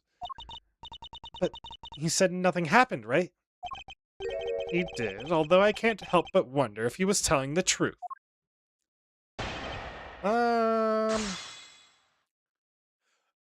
We're gonna have to press him, like usual. I had a bad day yesterday. Messed up a couple takes. A bad day? Could you elaborate a little? What? I have to spell it out for you. It was just bad, okay? Huh. What do you think? Did he drink too much milk, maybe? How did you... I mean, no. Nothing like that.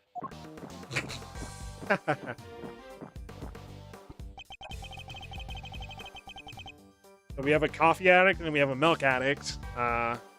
Who's gonna be the coffee and milk addict? Huh?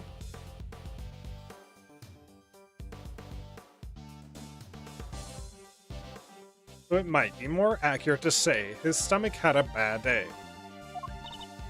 Huh? I thought milk was supposed to be good for your digestion. Not if you drink too much of it. Shut up. We're done talking about that. The point is, I messed up those takes. We're scheduled to shoot the same scene again today. Hold it! Uh-huh. So you wanted to rehearse your lines in preparation for the reshoots? Yeah. I caused enough trouble for everyone messing things up the first time around. I wasn't about to do it again. I'm a pro. One can only admire his dedication and his sense of responsibility to his co-workers.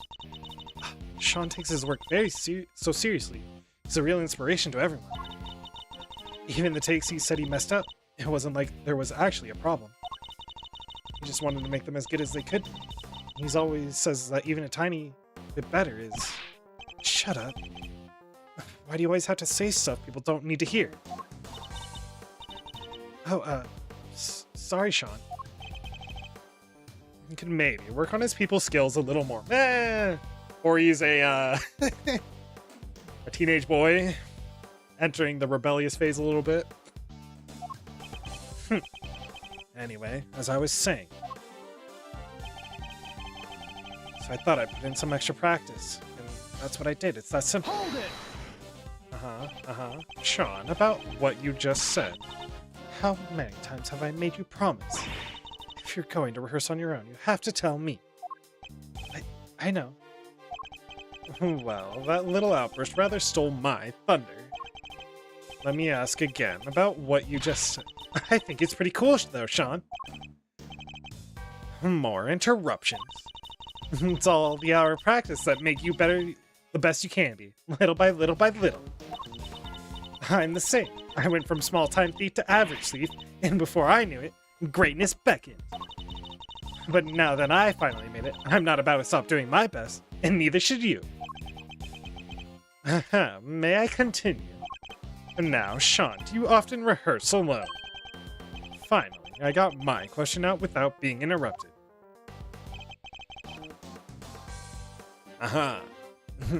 It went unanswered, though. It's not like I haven't done it before. It's fine. Nothing happened.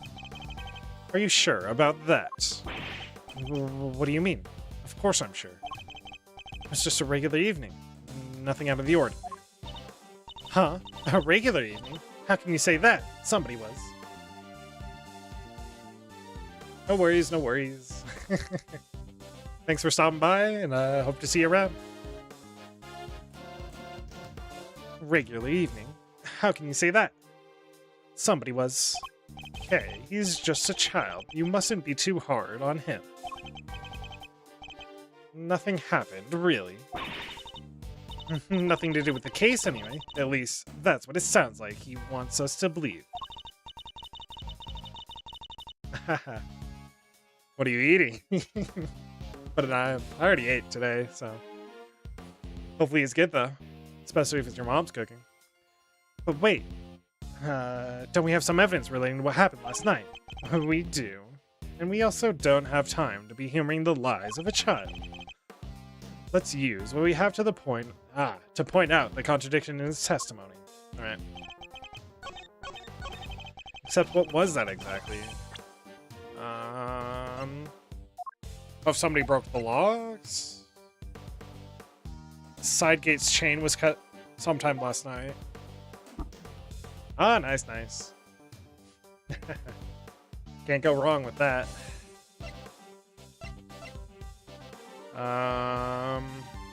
Security footage? No.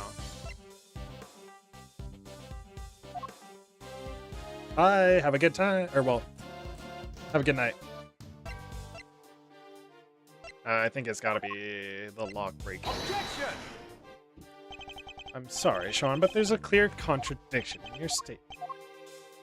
That wasn't it. God damn it. Come on, Mr. Edwards, he's only a kid.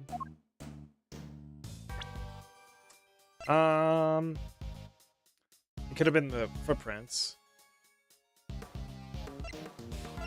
Something happened last night.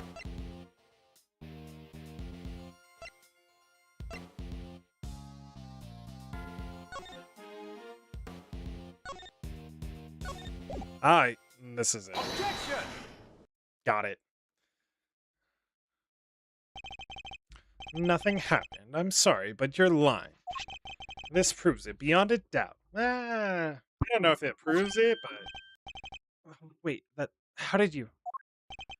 That's right. You were rehearsal tape. Ah. What? You have video footage from last night? We do, and if you watch it, you'll see that it was no ordinary evening.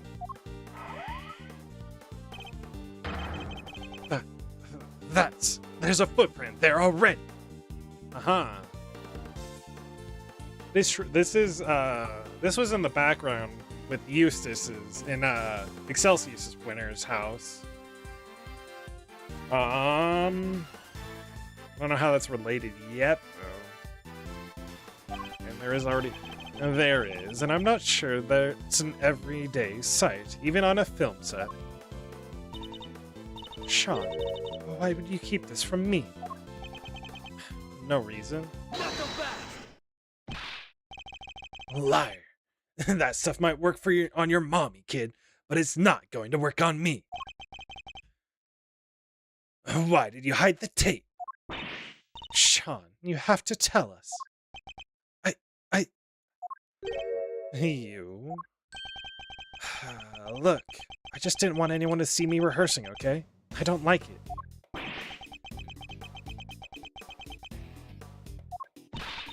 Is this a new track? Is this Sean's track? Huh. Whoa.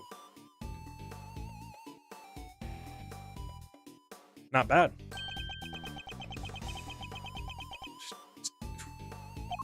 So, you were embarrassed, is that it? Yeah, I think it's kind of obvious. Yeah. What's so weird about that? That's why you didn't hand over vital evidence. Sean, how could you? Oh, give me a break. You know about it now, don't you? Sure, the footprint was there, but I just ran my lines and went home. That was it. Ooh. What? And nothing about the giant monster footprint struck you as weird? Not on a film set, no. It's a giant monster footprint. On the set of a giant monster movie. It's not like there isn't all kinds of other weird stuff around here. Thank you. I don't buy it for a second. Chief, there's something hinky about this kid. Sure as I'm standing right here. Dang Skippy there he is. He's hiding the scoop under their horns, or my name ain't Lotta Ha. Ah, shut up, both of you. I'm done talking. Objection! No, you're not. What? The footprint isn't the only strange thing there about last night. The cutting of the law? Take that! Does what? Says the guy who clearly thinks like one. Get that junk out of my face. Ah! I must have messed up. We do. Not allowed the boy and mock me. Seriously, I think you have more important things to get upset about right now, don't you? Come on, what happened last night? Again, we have to think.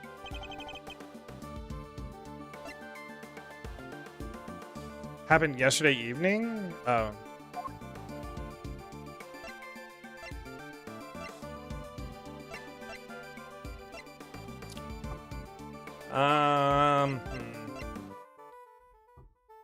I mean, it could be this.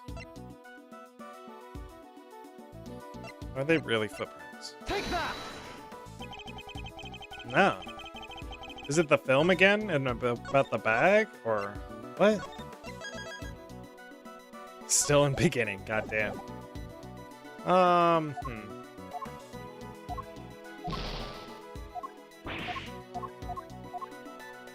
What other unusual occurrence happened yesterday evening? Yesterday evening? We already got that one. It wasn't the lock, apparently.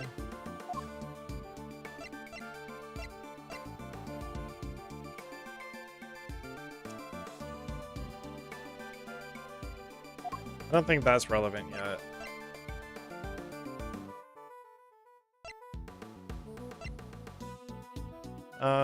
They were already talking about that, but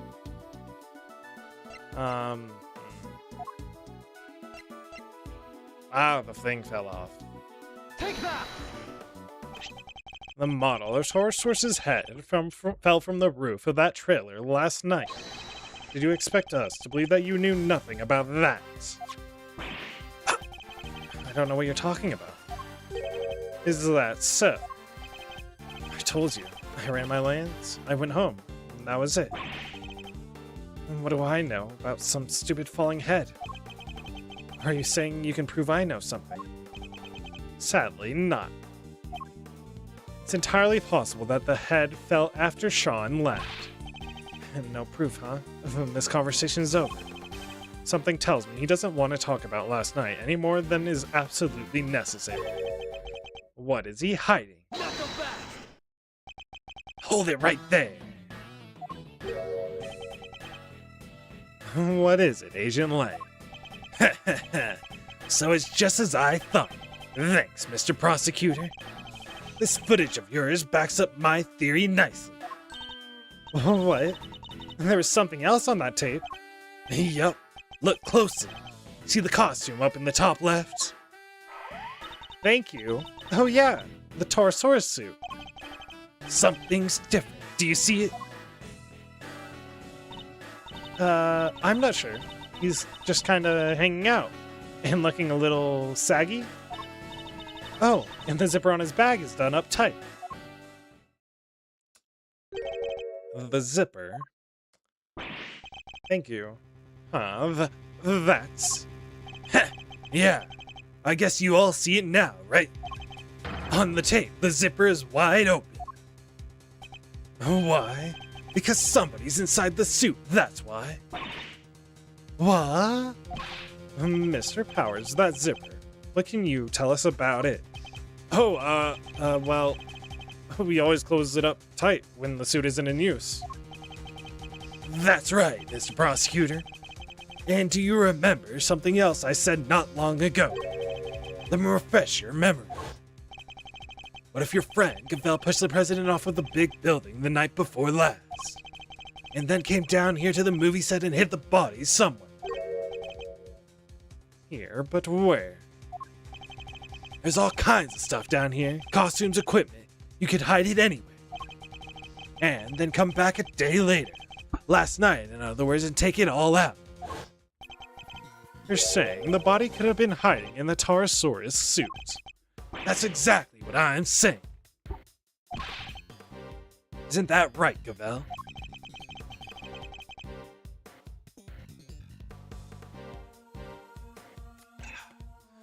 You pushed the president off the roof just like I said.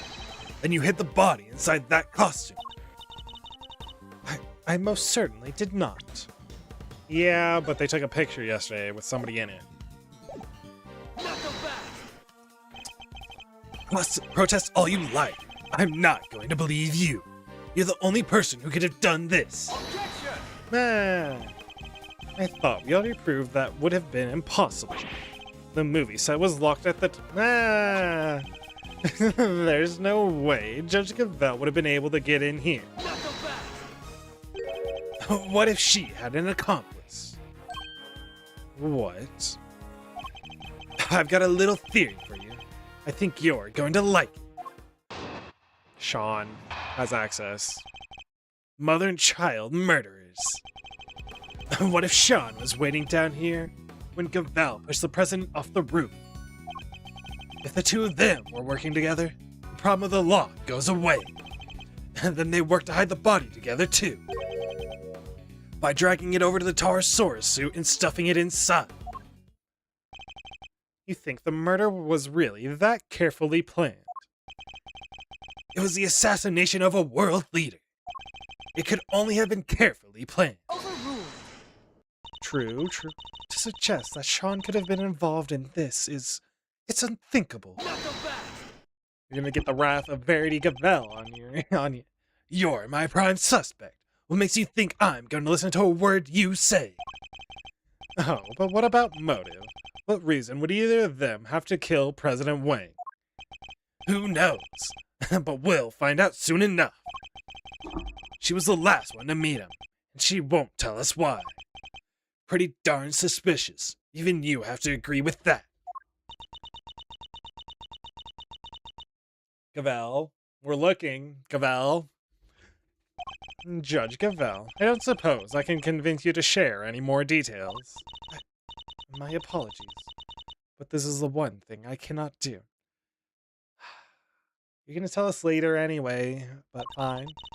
However, rest assured, should that ever change, you will be the first to know. So please, you have to believe me. Yeah, murderers have a habit of saying that. What about you, kid? Any weak excuses to offer? If so, now's the time to get them off your chest. I got nothing to say to you. I'm innocent. Ha! Both as tight-lipped as each other, huh? But let me guess, you're still going to try and stick up for them? Oh, it's true. Judge Gavel's actions certainly make her seem suspicious. But nothing she has told us amounts to a motive for murder, or even suggests the suggestion of one. No, and like I said, I'm leaving motive aside for now. And fine. For the moment, I'm focusing on the means and opportunity. And for my money, these two had to be working together for this little plot to succeed. I'm sure they did. Mother and child murderers. Alright. What if Sean was waiting down here? I'm gonna press him, as usual. Hold it! It is plausible. You're seriously suggesting that a child could have been an accomplice in this murder? It's possible. Look at him. He's still in elementary school. There's no way a kid that young would be involved in something like this. I think he's a middle schooler. I think I mentioned that he's in junior high, right? Not so fast. Long Chi says, never underestimate the pity no wolf, be cub or grizzled elder. It doesn't matter how young he is. If he's guilty, and he'll be treated as such. Fair. I think it's fair. If he is the murderer, I'm gonna bring him down. But I don't think he's the murderer. Wow, wolf cubs have it hard, huh? I'm surprised at you, Mr. Prosecutor. You're saying he deserves mercy just because of his age. See, I knew Azrren wouldn't say that. Of course not. I'm saying that there's no way he did this, and I'm going to prove it to you. Heh, I'll look forward to it, but be warned. I'm only just getting warmed up. Hold it! The two of them were working together, and goes away. How exactly? Heh, I thought you might try this, but you and I both know exactly how. Let me make it nice and simple for you. First, she pushes the president off the roof. Pushes? Okay. Then the kid opens the combination lock, because he knows the code. Yep. Kid opens code, knows lock. Gotcha. Okay, the other way around. And that's it. It's that simple. No more lock to worry about. And no more objections about her not being able to get in because she didn't know the code. That would explain away the problem of the lock. It's true. Thank you for your clear and incisive explanation, Agent Lang. Please continue. I will. And hopefully this next part will shut you up for good. We're together to hide the body, too. But if the two of them were working together, why would they need to hide the body for a full day? Well, look at the situation right in front of you. Next to that little ruse, we're still puzzling over what they were up to even now. But if you'll let me speak, I can clear up this whole mess once and for all. Ready? Good. So like I was saying, they worked together to hide the body. By dragging it over to the Torosaurus suit and stuffing it inside. Hold it! The video footage doesn't show the insides of the suit. You can't say for certain that there was a body in there at that time, can you? Maybe not. But we can take a look right now. Let's open it up and see what's inside. I'd put my money on us finding proof that it was there. Oh, do you mind if we examine the suit, Mr. Powers? Oh, not at all. Might be even a little, ripe, though. Gets pretty sweaty in there. He does wear it, man. Huh, it's filthy. Ooh. It was used. This has been at the dump, though. Yeah, that's weird. I always clean it out pretty good, if you don't mind. If you don't, it gets kind of moldy. In other words, what we're looking at is proof that somebody other than you used the costume. That dirt in there must have come from the body. I guess the president was lying right there in the middle of the footnote. He probably would have gotten pretty dirty too. Exactly. Well, everybody happy.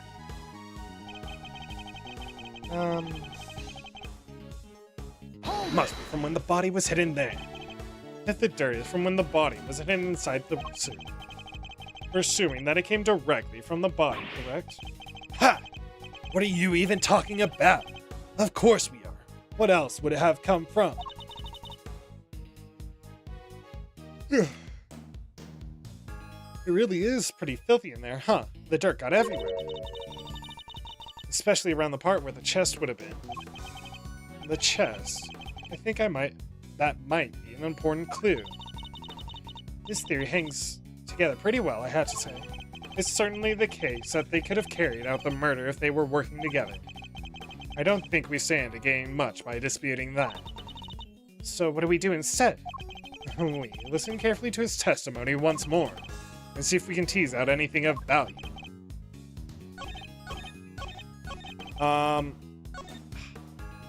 My initial thought for this one was, how is the suit appear in a picture? But, I think it's gonna be about the dirt.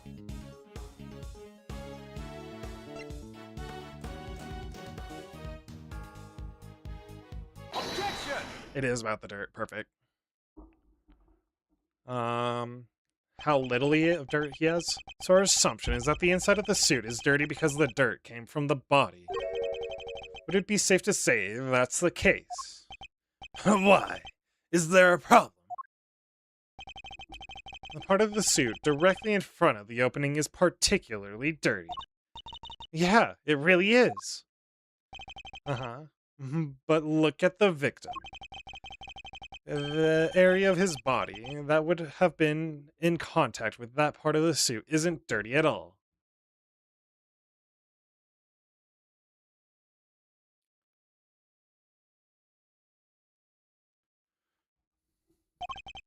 If the victim had been crammed in there, as you suggest, his chest would surely be covered in dirt. Fine. So what's your explanation? How did all that dirt get inside there? Based on the videotape, there may well have been somebody in the suit at the time. So who was it, if it wasn't the president? Come on, Kay, think. Where was it? Is something the matter, Kay? I've seen dirt like that somewhere else. I'm sure of it. I just can't think where. Dirt with weird little gray bits in it. And gray bits? She's right. There's something mixed in there. It was stuck to something else we looked at. Lots of it. Stuck to something we looked at. An item of evidence, maybe. It's probably worth checking. We sure do. Take that! the mechanic gloves yet again. As Kay pointed out, the dirt in the suit contains small flecks of something gray. And we discovered small flecks stuck to an item belonging to somebody we recently had dealings with. The item in question being these gloves. You're right. That dirt does look similar. But so what? What are you saying this stuff is? What exactly are these gray flecks of yours?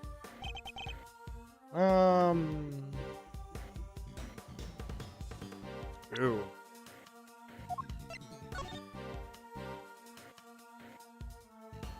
I think they said it was concrete, right? It's plastic or concrete? I think it's concrete. I think it's concrete. Surely, they're flecks of concrete. Whew, got it in one. Oh, like all that broken up bits around the footprint, you mean? Exactly. And who did the gloves on which we found similar dirt and gray flecks belong to? Chairman Winter. We found them in his garage. That's right. We visited the garage at his home earlier today. And we found a pair of mechanic gloves covered in dirt. And if I recall correctly, a sledgehammer and a shovel too. Oh, why would a pair of mechanic's gloves be covered in dirt? I'll tell you why. Because somebody wore them while they used that hammer and shovel. That's a bit of speculation, but sure. They smashed through the concrete to the dirt below, staining the gloves with both substances. Oh wait, so you're saying... Yes. That we finally know what these footprints really are. It seems highly likely that they were dug by Chairman Winter. Highly likely? Ha! If that's so, then tell me this. Why the heck did he make them? What purpose could they possibly serve? Why indeed, I imagine he must have been digging up something. Something from 12 years ago, perhaps. I think he must have been digging something up.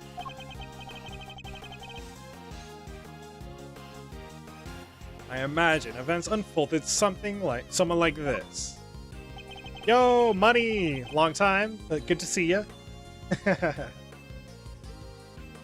There was something on this lot that he needed to unearth. In order to do so, he cut the chain on the side entrance and gained access from there. He then used... wondering why? He then used the sledgehammer and shovel to dig the 3 footprints. Okay.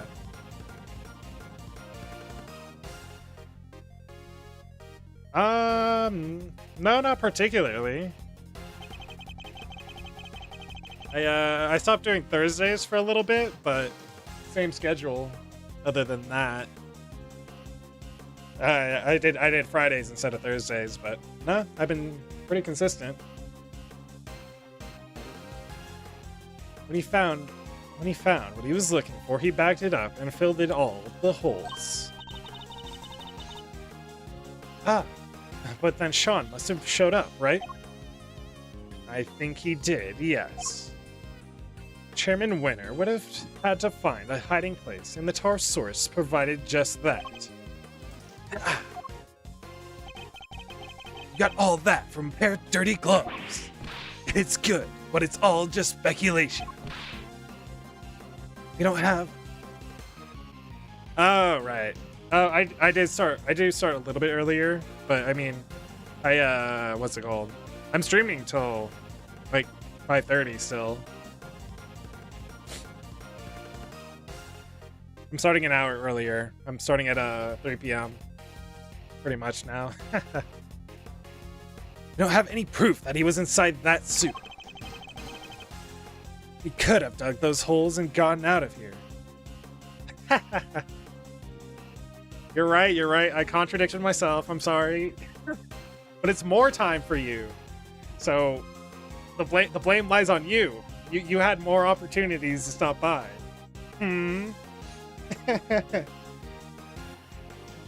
We could have dug those holes and gotten out of here before the kid even showed up. Objection! But he didn't, and that's proof. There's proof of that right there in the footage.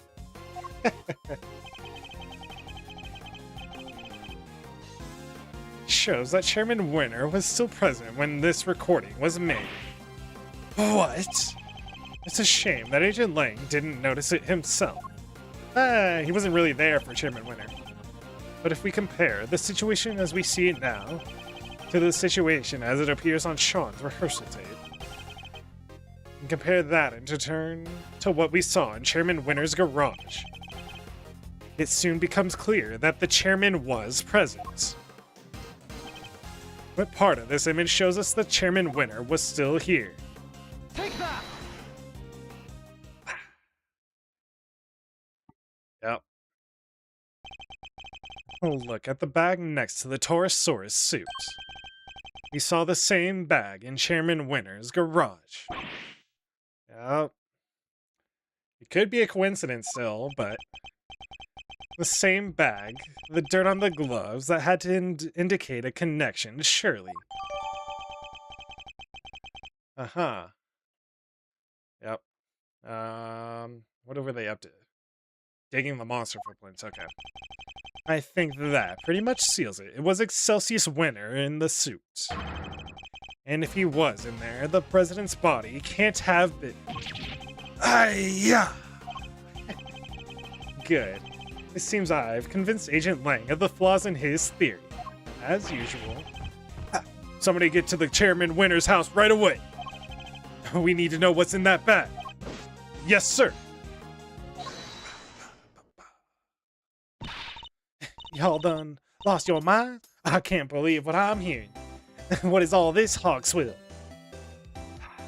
Lotta. This is all we need. Them right there is Taurosaurus footprints, dang it. Ain't no holes dug by no old man. Oh, I think I've demonstrated more than adequately that that's exactly what they are. Don't matter to me none what you just done did. I don't believe it, and that's that. I done told y'all. I seen that big bad bull with my own two eyes. That is strange, actually. The giant eye peering in at the window. I thought we'd gone past that nonsense. That is a thing to point out, though. We ain't about to let that go. What kind of journalists would we be if we did, huh? Responsible ones, but I guess that's the whole problem. Wait, ain't it like it was just about the footprints, no how? You were just seen fraternizing with one of them there monsters, ain't that correct, young man? By the young lady over there, if I'm not very much mistaken. Uh-huh. We're never going to get anywhere with these two around. Maybe if we could prove to them that wasn't a monster either, they might finally drop it. What do you think, Miss Redrith? Any bright ideas? Prove that it wasn't a monster. Fine. I don't suppose there's much else for it. Let's see what we can do. What are you two whispering about? Y'all hired some, ain't ya? A minute. Quick, Tabby, roll tape. Hold it! Could I politely ask that you both calm down? The monster the boy was seen talking to. We know what it was now. Huh? That's right. Sean's rehearsal tape finally cleared up that particular mystery. It did. The point at which Miss Nichols thought she saw Sean with Gordy. That would have been right when he was making his rehearsal tape. I think she mistook a certain object for the legendary creature of the lake. Your so-called monster is right here in this picture. Huh? I don't see no Gordy. That ain't nothing but a dumb snapshot. You're talking to a pro here. Can't fool me with no trick photography. Oh.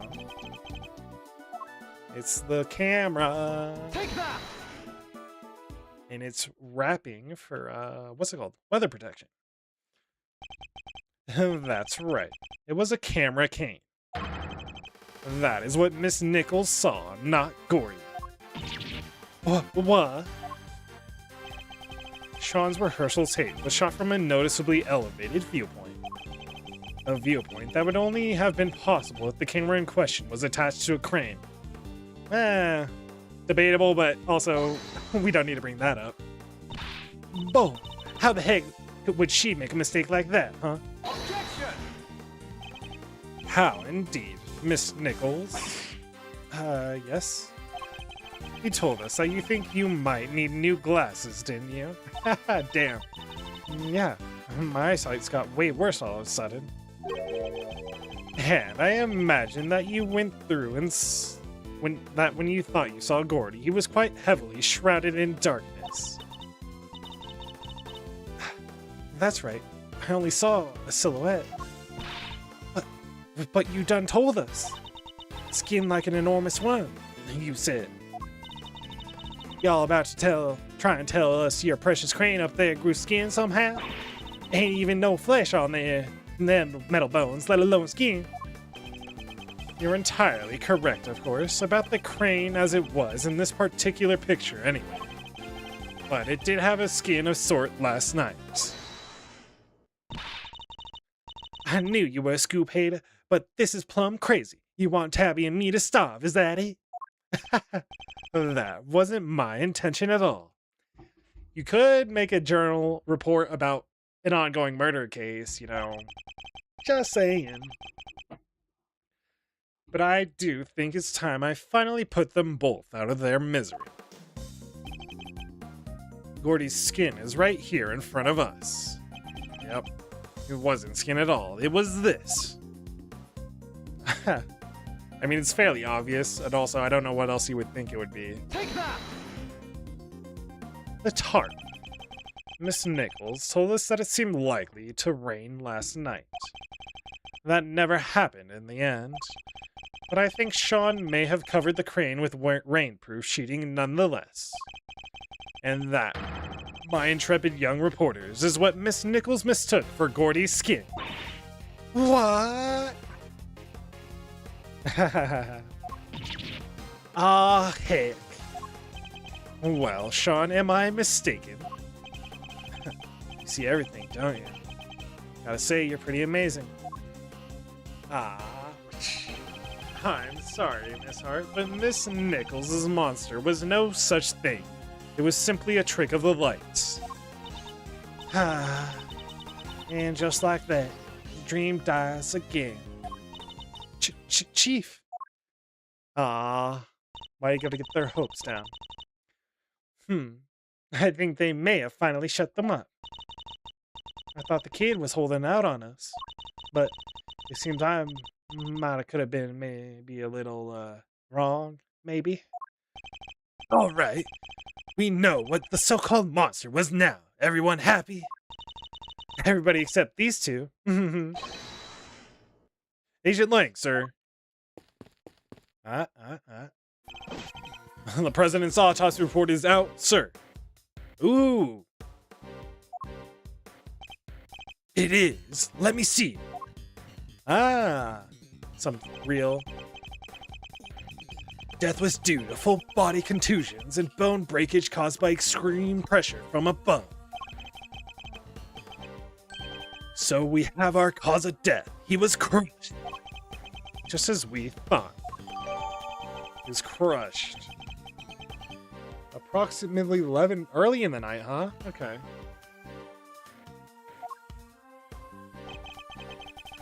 Test results still haven't come back from a yellow substance found on his chest. It is different dirt, huh? But they did find gunshot residue on his right hand. Okay. Gunshot residue? Guess he was a kid at heart, huh? Gunshot residue, okay? It's a substance left behind when a firearm is discharged. How many times are they going to explain that? Is that like the 4th time? Or 5th time? I think they explain that every game, so probably the 5th time. His presence indicates that the president may have used a gun. Really? But we didn't find a gun anywhere, did we? Indeed not. Which makes the residue something of a riddle. We'll need to read the report carefully. Well, Agent Lang, that clears up one thing at least. The president didn't die from a fall, which means he wasn't pushed from the roof of the big building. He was crushed by the falling Taurosaurus head, just as we said he was. Likely, but debatable. Guess I have to accept that now. Fine, you were right. Amazing. So, does that mean Judge Gavel isn't a suspect anymore either? Surely it must. Will the cause and time of the death rule her out? She met with the president the night before last. But the autopsy report put the times of death at around 11 p.m. last night. And we know that the Taurosaurus head fell around then, too. The facts all line up perfectly. Phew, what a relief. Sorry. It might be a little too soon to celebrate. Oh, what?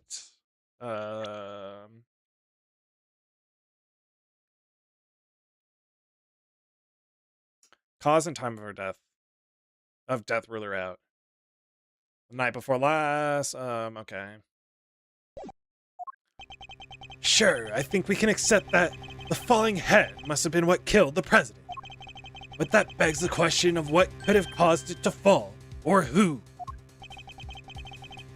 We know it happened last night, so we have to think about who was here at that time. Overruled. What are you getting at exactly? You can't mean. I'm afraid I do. You did, didn't you? Sean? Why is he sweating for this? The kid's hiding something. He was right here last night, right where the body was found. He saw the footprints. And yet, he wanted us to believe he knows nothing about what happened? That's a big ask, surely. Objection!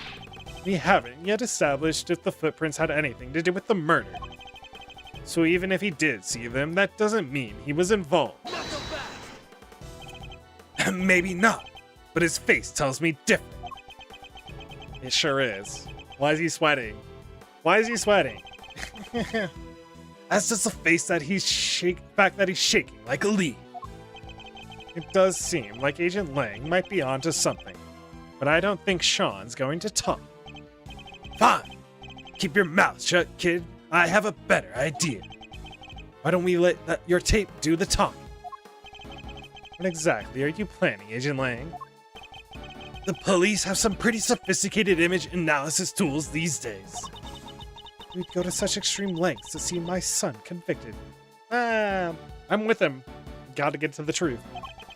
It's not ideal, but if the boy won't talk, you don't have any other way of getting to the truth. Detective Gumshoe, you have access to exactly such a device, do you not? Sure do. Little V. Little V's bad. Good. Then that should make this nice and quick. Mr. Edgeworth, might I request that it be you who carries out the analysis in question? Good option. Good option. Why me? I fear that Agent Lang might be inclined to believe the worst. Image analysis isn't exactly my specialty, but all right. You thought right, Gavel. You thought very, very right. Are there any new clues to be discovered somewhere in the image data? I've wondered. Oh, right, dude. Oh, wait, the R is zoomed.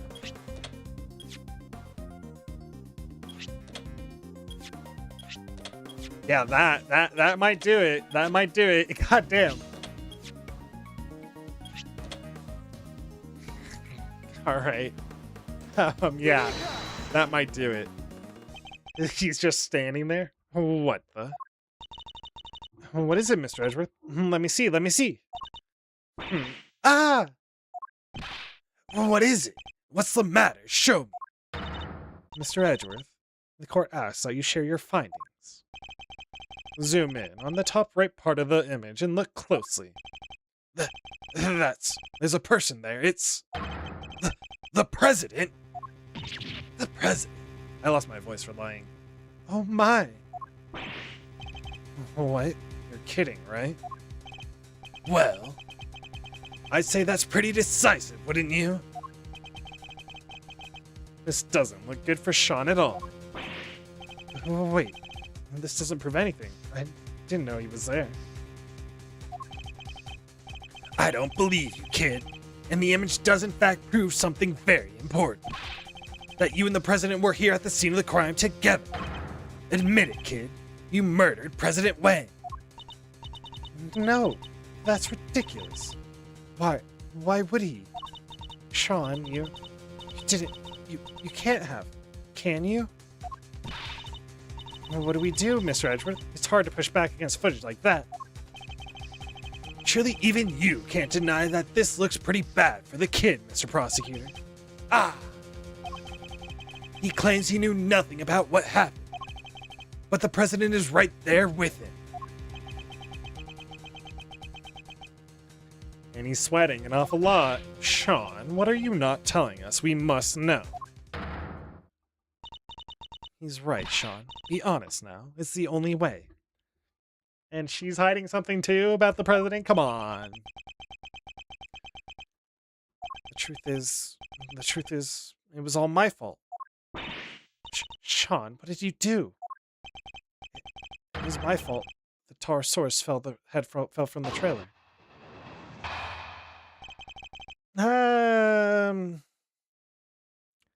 Unless he intentionally burned something, I don't think so. Unless he moved stuff up on...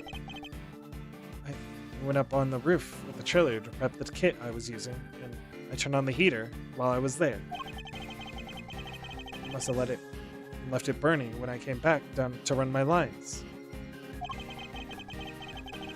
And my mom called, and I left the set to go talk to her. When I came back after the call, the Taurosaurus head had fallen from the roof and the president was just there, lying next to it. No. An accidental death for the president? Ooh. Possibly, huh? We did find evidence of a fire having broken out up on the roof. It was just a tiny one, so I put it out myself. So you were saying the president died because of Sean? If he did, that would make this whole thing just an accident. What did you do with the head after you found it on the ground? I took it apart, carried the pieces up on the roof, and put it back together again. You're saying you put out the fire and moved the head back to where it fell from. In other words, you tried to cover your tracks. You're a real piece of work, kid. It's not like I did any of that on purpose. I really did just forget to turn the heater off. Hiding your mistakes, kinda... Yes, and when the fire had burned through the legs, the table would have collapsed and the head would have fallen down onto the ground below. You're right. The fire caused the head to fall.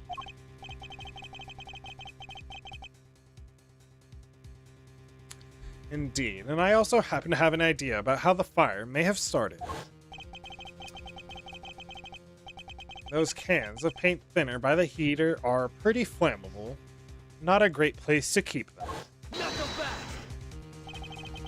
And you swear it was an accident? Seems a little convenient. What was the president even doing here in the first place? How the heck am I supposed to know? I didn't see anybody, I swear. I still don't believe you. Why would President Wang come to a place like this in the middle of the night? His reasons for coming here are something of a mystery. Oh, it's true. He met Judge Cavell on the roof 2 nights ago. But he was also here on the movie set last night. Did he come to meet Sean? She looks, a little upset about something. And he's also kind of upset too. Huh. I think I know why he met Sean, because he's a fan of Tarasaurit. I think we'll need to go over to the boys' statement very carefully indeed. Yep. I think it's probably the president that moved the things, though. The cans, to get a closer look at the head. Maybe. Damn, here's a long press. I should be able to finish this one, and then we'll probably call it here. What happened? How are we still in the beginning, bro? What is this? What's gonna happen in this case? I went up on the roof of the trailer to prep the kit I was using, and it turned on the heater while I was there. You're a fit and hearty young man, Sean. It's spring now. Surely you didn't really need to fire up that stove. He's a fit and hearty young man who needs to look after himself. Ah, really, Your Honor? But if he resorts to such measures even during warm weather... Hey, man can be cold if he wants to be cold.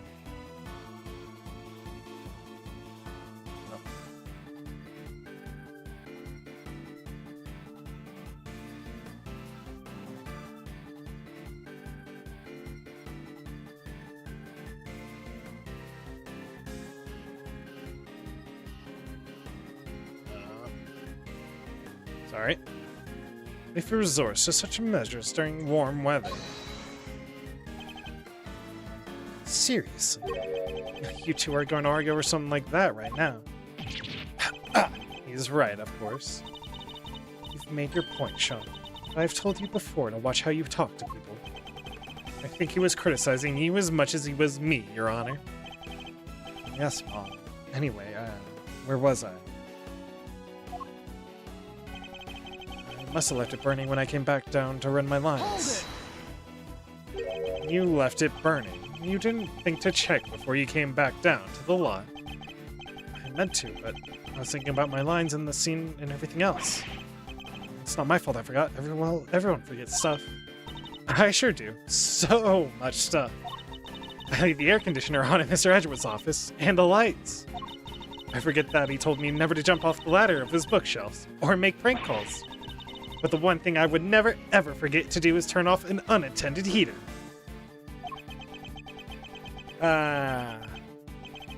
Please, Sean, go on. She's a lot, huh? Anyway, as I was saying. Damn. Damn, I feel bad for you, man. From a 13-year-old. Then my mom called and I let to go talk to her. It was the middle of the night. And the set was deserted. Why did you need to leave in order to talk to your mother? I forgot I was supposed to talk to her. I got confused, I guess. I thought if I didn't leave, she'd find out I was out at the hotel at night on my own. That doesn't make sense. You know that, don't you? Fine. Oh, look, the camera's rolling.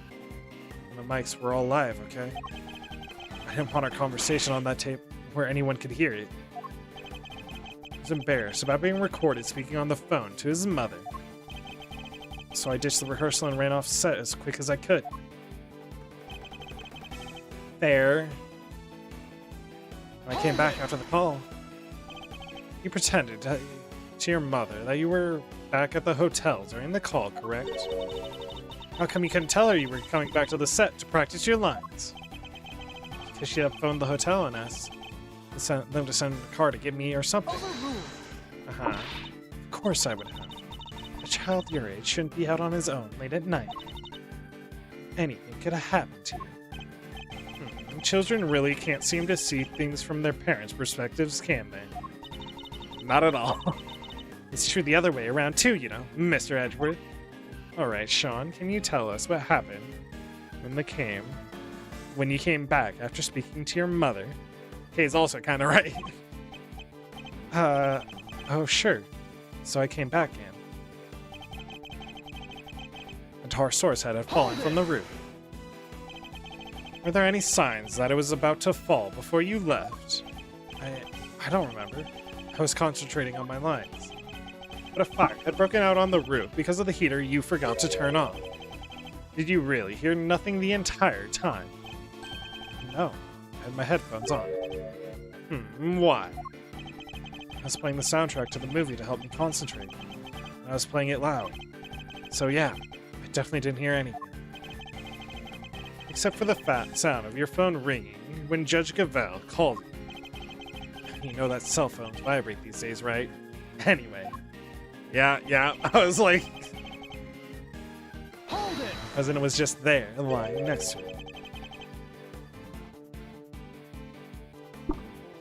It would be on top of him. Why is it not... If he was crushed, why would it not be on top of him? Or, like, vaguely on top of him? Did you notice anything unusual about the body? I don't remember. It was dark. He suddenly seems even more reticent than usual. I don't think he wants to go back over that memory any more than he has to, Mr. Edgeworth. I'm sure he doesn't, but is that really all it is? Should I push him a little more? Push him a little more? It was dark, but you knew it was a body nonetheless. He's hiding something. I'd better find out what. Most people would cry out for help if they saw somebody lying on the ground. And yeah, you didn't. Yeah, because what was the point? He was dead. So you said, what I'm interested in is how were you able to be so sure? Why were you certain that he was dead? He's lying on the ground, and that huge head was right next to him. You couldn't have guessed that the impact would have killed him. How did you really know? I'll tell you how, because you checked. Fine, I checked, okay? I was scared, but yeah, I went up to the body, and I looked, and he wasn't breathing. So, I was right. But why try to hide that fact? There must be a reason. Can you tell me how the body looked at that point? I couldn't tell if he was dead at first. There was no blood or anything. So it was hard to be sure. Nothing on his clothes either. He was completely clean. But yeah, he wasn't breathing. So that's how I knew he was dead. Oh, thank you. I'd like you to add that statement to your testimony if you don't mind.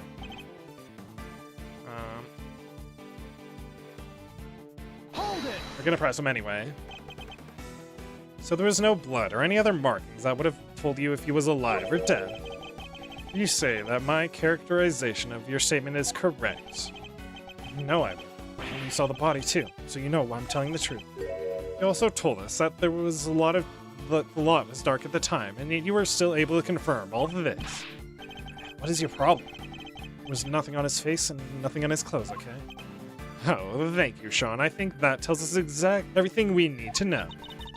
Why all the focus on how clean his clothes were? Mine are freshly washed, at least. Perhaps you could give us a few details about how exactly you confirmed that the president was dead. Well, I can tell just from standing there. He wasn't breathing, that's how I knew for sure. How did you confirm that he was no longer breathing? They taught us how at school. You put your cheek next to the person's nose. If they're breathing, you can feel it. I never thought I'd actually have to do it in real life. I mean, it's good they teach them this stuff, but yeah, it takes gut to do it for real. Not bad. For an elementary school kid. He is in junior high, kid. Try to remember at least that much. Must have been quite a shock coming back and seeing a dead body just lying there, huh? And this was a dead body with the giant Taurosaurus head right next to it. Yes, I'm sure it must have been very upsetting, but it does sound like it was an accident, right? Yes, at least it does the way Sean tells it. I'd like to know a little more exactly. Back to... Unfortunately, the president's clothes are not clean. Bam, got it in one. And nothing on his clothes, and nothing at all. Yeah, nothing. Why? Is there a problem with that? There's something you're clearly hoping we've forgotten. What are you talking about? There isn't... That's not true. Unluckily for you, we remember it rather well. I'm talking, of course, about the yellow speckles on the president's chest.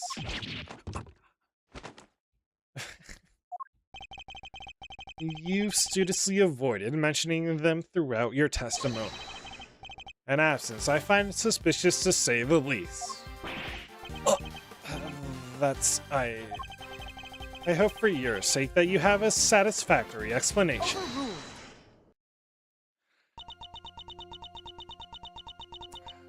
Gavelle's gonna have one, isn't she? Judge Gavelle. I like her song. Allow me to explain. But yellow residue on the president's clothes. I imagine it was from a bouquet of flowers. Lion lilies, to be precise. Ah, now she wants lion lilies. 2 nights ago, when I met the president on the roof of the big building. Now she wants to talk, huh? I presented him with a bouquet. They're a type of lily with large yellow petals. Oh yeah, I imagine that the substance on President Wang's chest was pollen from those flowers. Huh? But they're not there in the printout from the security camera. Only because the president is in the way. Ah. But why give him flowers? That is not something I'm at liberty to divulge. What? More secrets? Are you serious? First you wouldn't tell us why you met with him, and now you can't even tell us about the flowers. My sincerest apologies, but all I can tell you is that I gave him the bouquet. Objection! A bouquet that was nowhere near the body when it was discovered. How do you explain that? I cannot. Ha! Seriously, Your Honor? Some things you won't explain and the rest you can't. Come on, you've got to give us something here. You wouldn't let this fly in the courtroom. What makes you think we'll accept it? Hey, you leave her alone. Sean? I threw the flowers away, okay? Did. So they were there when you first found the body? Yeah, they were right there on his chest. And they were squashed completely flat. Oh, I guess that makes sense, right? It would have gotten crushed along with the president. And the pollen would have been smeared across his jacket front. That does explain things rather neatly. But why remove the bouquet and dispose of it? No reason. He's almost as evasive as his mother. More secrets. There, quite the pair. There's no secret. I know exactly why Sean disposed of the bouquet. Huh? You saw me leave the house with it, didn't you?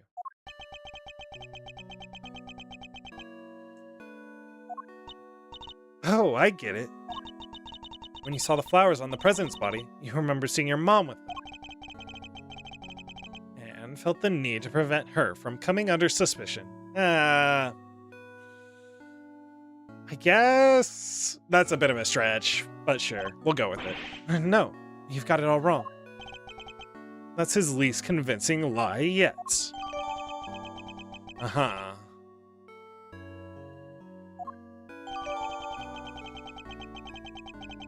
Updated. What was updated about it? Not probably that. The lion lilies. I often decorate our home with lion lilies. I imagine that's why he remembered. So the flowers his mother was carrying showed up on the president's body. And because of that, he got rid of the bouquet and kept quiet about having discovered the body. Well, that ties everything up nicely, doesn't it? A little too nicely for my taste. Why? What's wrong with nice? I guess you forgot, huh? The kid also told us that he was responsible for the head falling in the first place. Yeah, he did, but... So he's still our only suspect. The finger of suspicion still seems to be pointing firmly in Sean's direction. However, wait. I can think of a far more likely culprit than the boy. What? Who? The person who was holding Sean captive until only a short while ago. That's right. We had to rescue him from a warehouse refrigeration unit down by the harbor. A refrigeration unit? A refrigeration unit in a depot. Yeah. Sunshine Depot. Luckily, it wasn't switched on. Poor kid might have frozen into a popsicle otherwise. He was doing his best to call out for help, which is how we found him. Ah. The sedatives have worn off by then, so he was wide awake and plenty left. Sedatives? Isn't that what you were given, too? Yep, we found the bottle on the floor in the unit. It was even the same brand. Triple Z's. Apparently, it's super strong. 3 Z's. It's a liquid. Well, Agent Lang, surely that suggests that Sean is a victim, not a suspect. Somebody else was responsible, and I think they've been behind all of this. Oh yeah? And this secret mastermind of yours was here all last night, too. That I can't yet say. Ha! It's not like you to be so vague, Mr. Prosecutor. Sadly, we just don't have anything to tie our mysterious kidnapper to the murder of the president. So is there anybody else? Somebody other than Sean who could have committed the murder?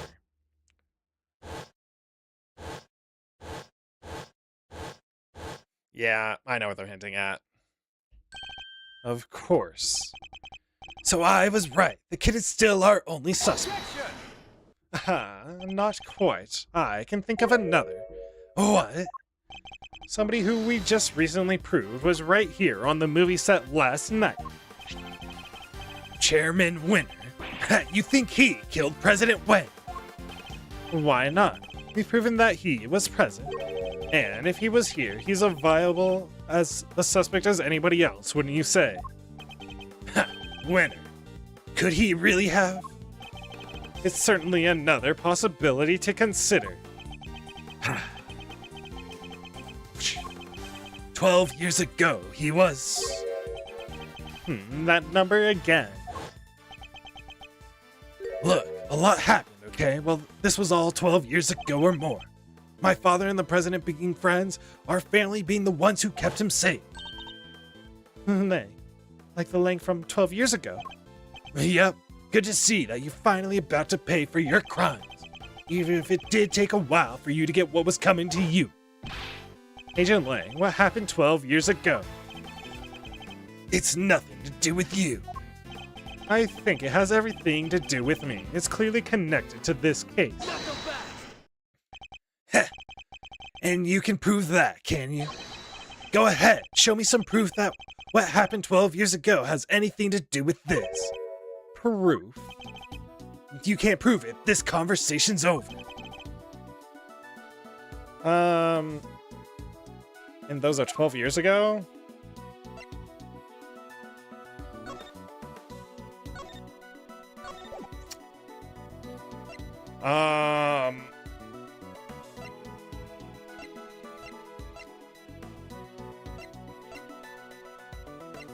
"12 years ago, huh?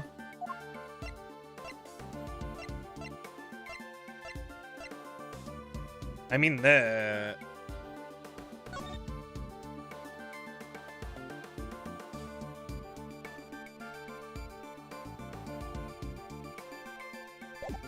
It could be this. I don't know if it's that, though.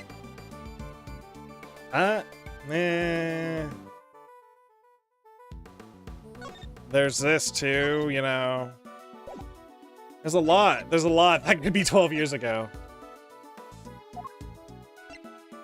I think it might be the letter. Take that! This letter was sent to Rosie Ringer, the victim of a murder that happened the night before the last. We don't know who sent it, but it does say this. Good luck getting your revenge for what happened 12 years ago. What? But... Got it in one, baby! Let's go! Oh, that's not all. Take a look at this. It's a report about Bronco Knight written by Warden the Guard. It was addressed to Chairman Winner. This last part in particular should be of interest to you. Retrieve the package we laid to rest 12 years ago in front of a planter. Something strange is going on, Agent Lang. Miss Ringer was murdered the night before last, and President Wang not long after. There's a connection between the two murders. There has to be. And I believe we can trace that connection to events 12 years in the past. Am I wrong? These are old wounds you're opening here. Insults to my family name. Please, Agent Lang, we need to know.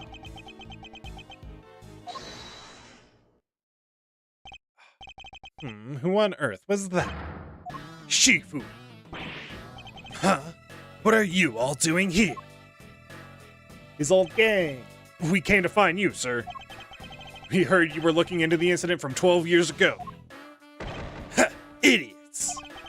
I'm not your boss anymore. Get back to your duties right now. We can't do that, sir. What? You're disobeying a direct order. Please, sir, I'm begging you, we all are. You have to reopen the investigation into the SS5 incident. We know you can't let it go until you figured out what happened, and we can't either, sir. Well, Agent Lang, it seems your former underlings want the events of the past explained too. You think it's that easy? That you could solve the case just like that? I think we can, together. Aw. Ha! Well, alright then. Offer accepted. Yes, Shifu, Shifu, Shifu. Nice. Then I guess it's my turn to step up. I'm sorry, Kay. You're looking into a case from the past, right? I just happen to have something that'll help with that. Ah, you mean Mr. Thief? Sure do. If you can give me the details of the incident, I can rustle up a little simulation for you. Sadly, we don't have the files relating to the case. Huh? How come? Access to those files is restricted. They're top secret. Really? Why? Beats me. Somebody must have something to hide. Even I've never seen them. Everything I know, I read in newspaper articles from the time. That's fine. Just tell us what you can. All right.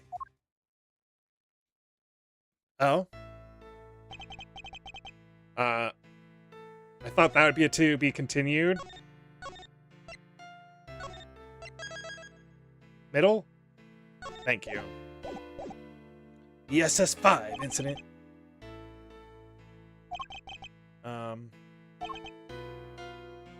Okay. No, I am gonna end things here. It's time to go for me. I'm gonna end things here with the SS5 incident being revealed next time about apparently President Zhen Fa. Our little detour was resolved, but I don't think they're uninvolved with this case. And there's so much to this case. We just got to middle, which is probably going to be explaining the SS5 incident and maybe even a past event or a little thief thing, I guess. Then we'll get back into it. I'll be back tomorrow to finish. Not finish. Not finish. If we're in middle, not finish. But to continue this case, I might go for a Friday stream too to actually try and finish it in between the next 2 days. So if you watch this, thanks for sticking around. I'm Azrren. I'll be back tomorrow with more Ace Attorney, and hopefully we can finish this game before the end of the week. Have a good one, guys. See you around, and peace.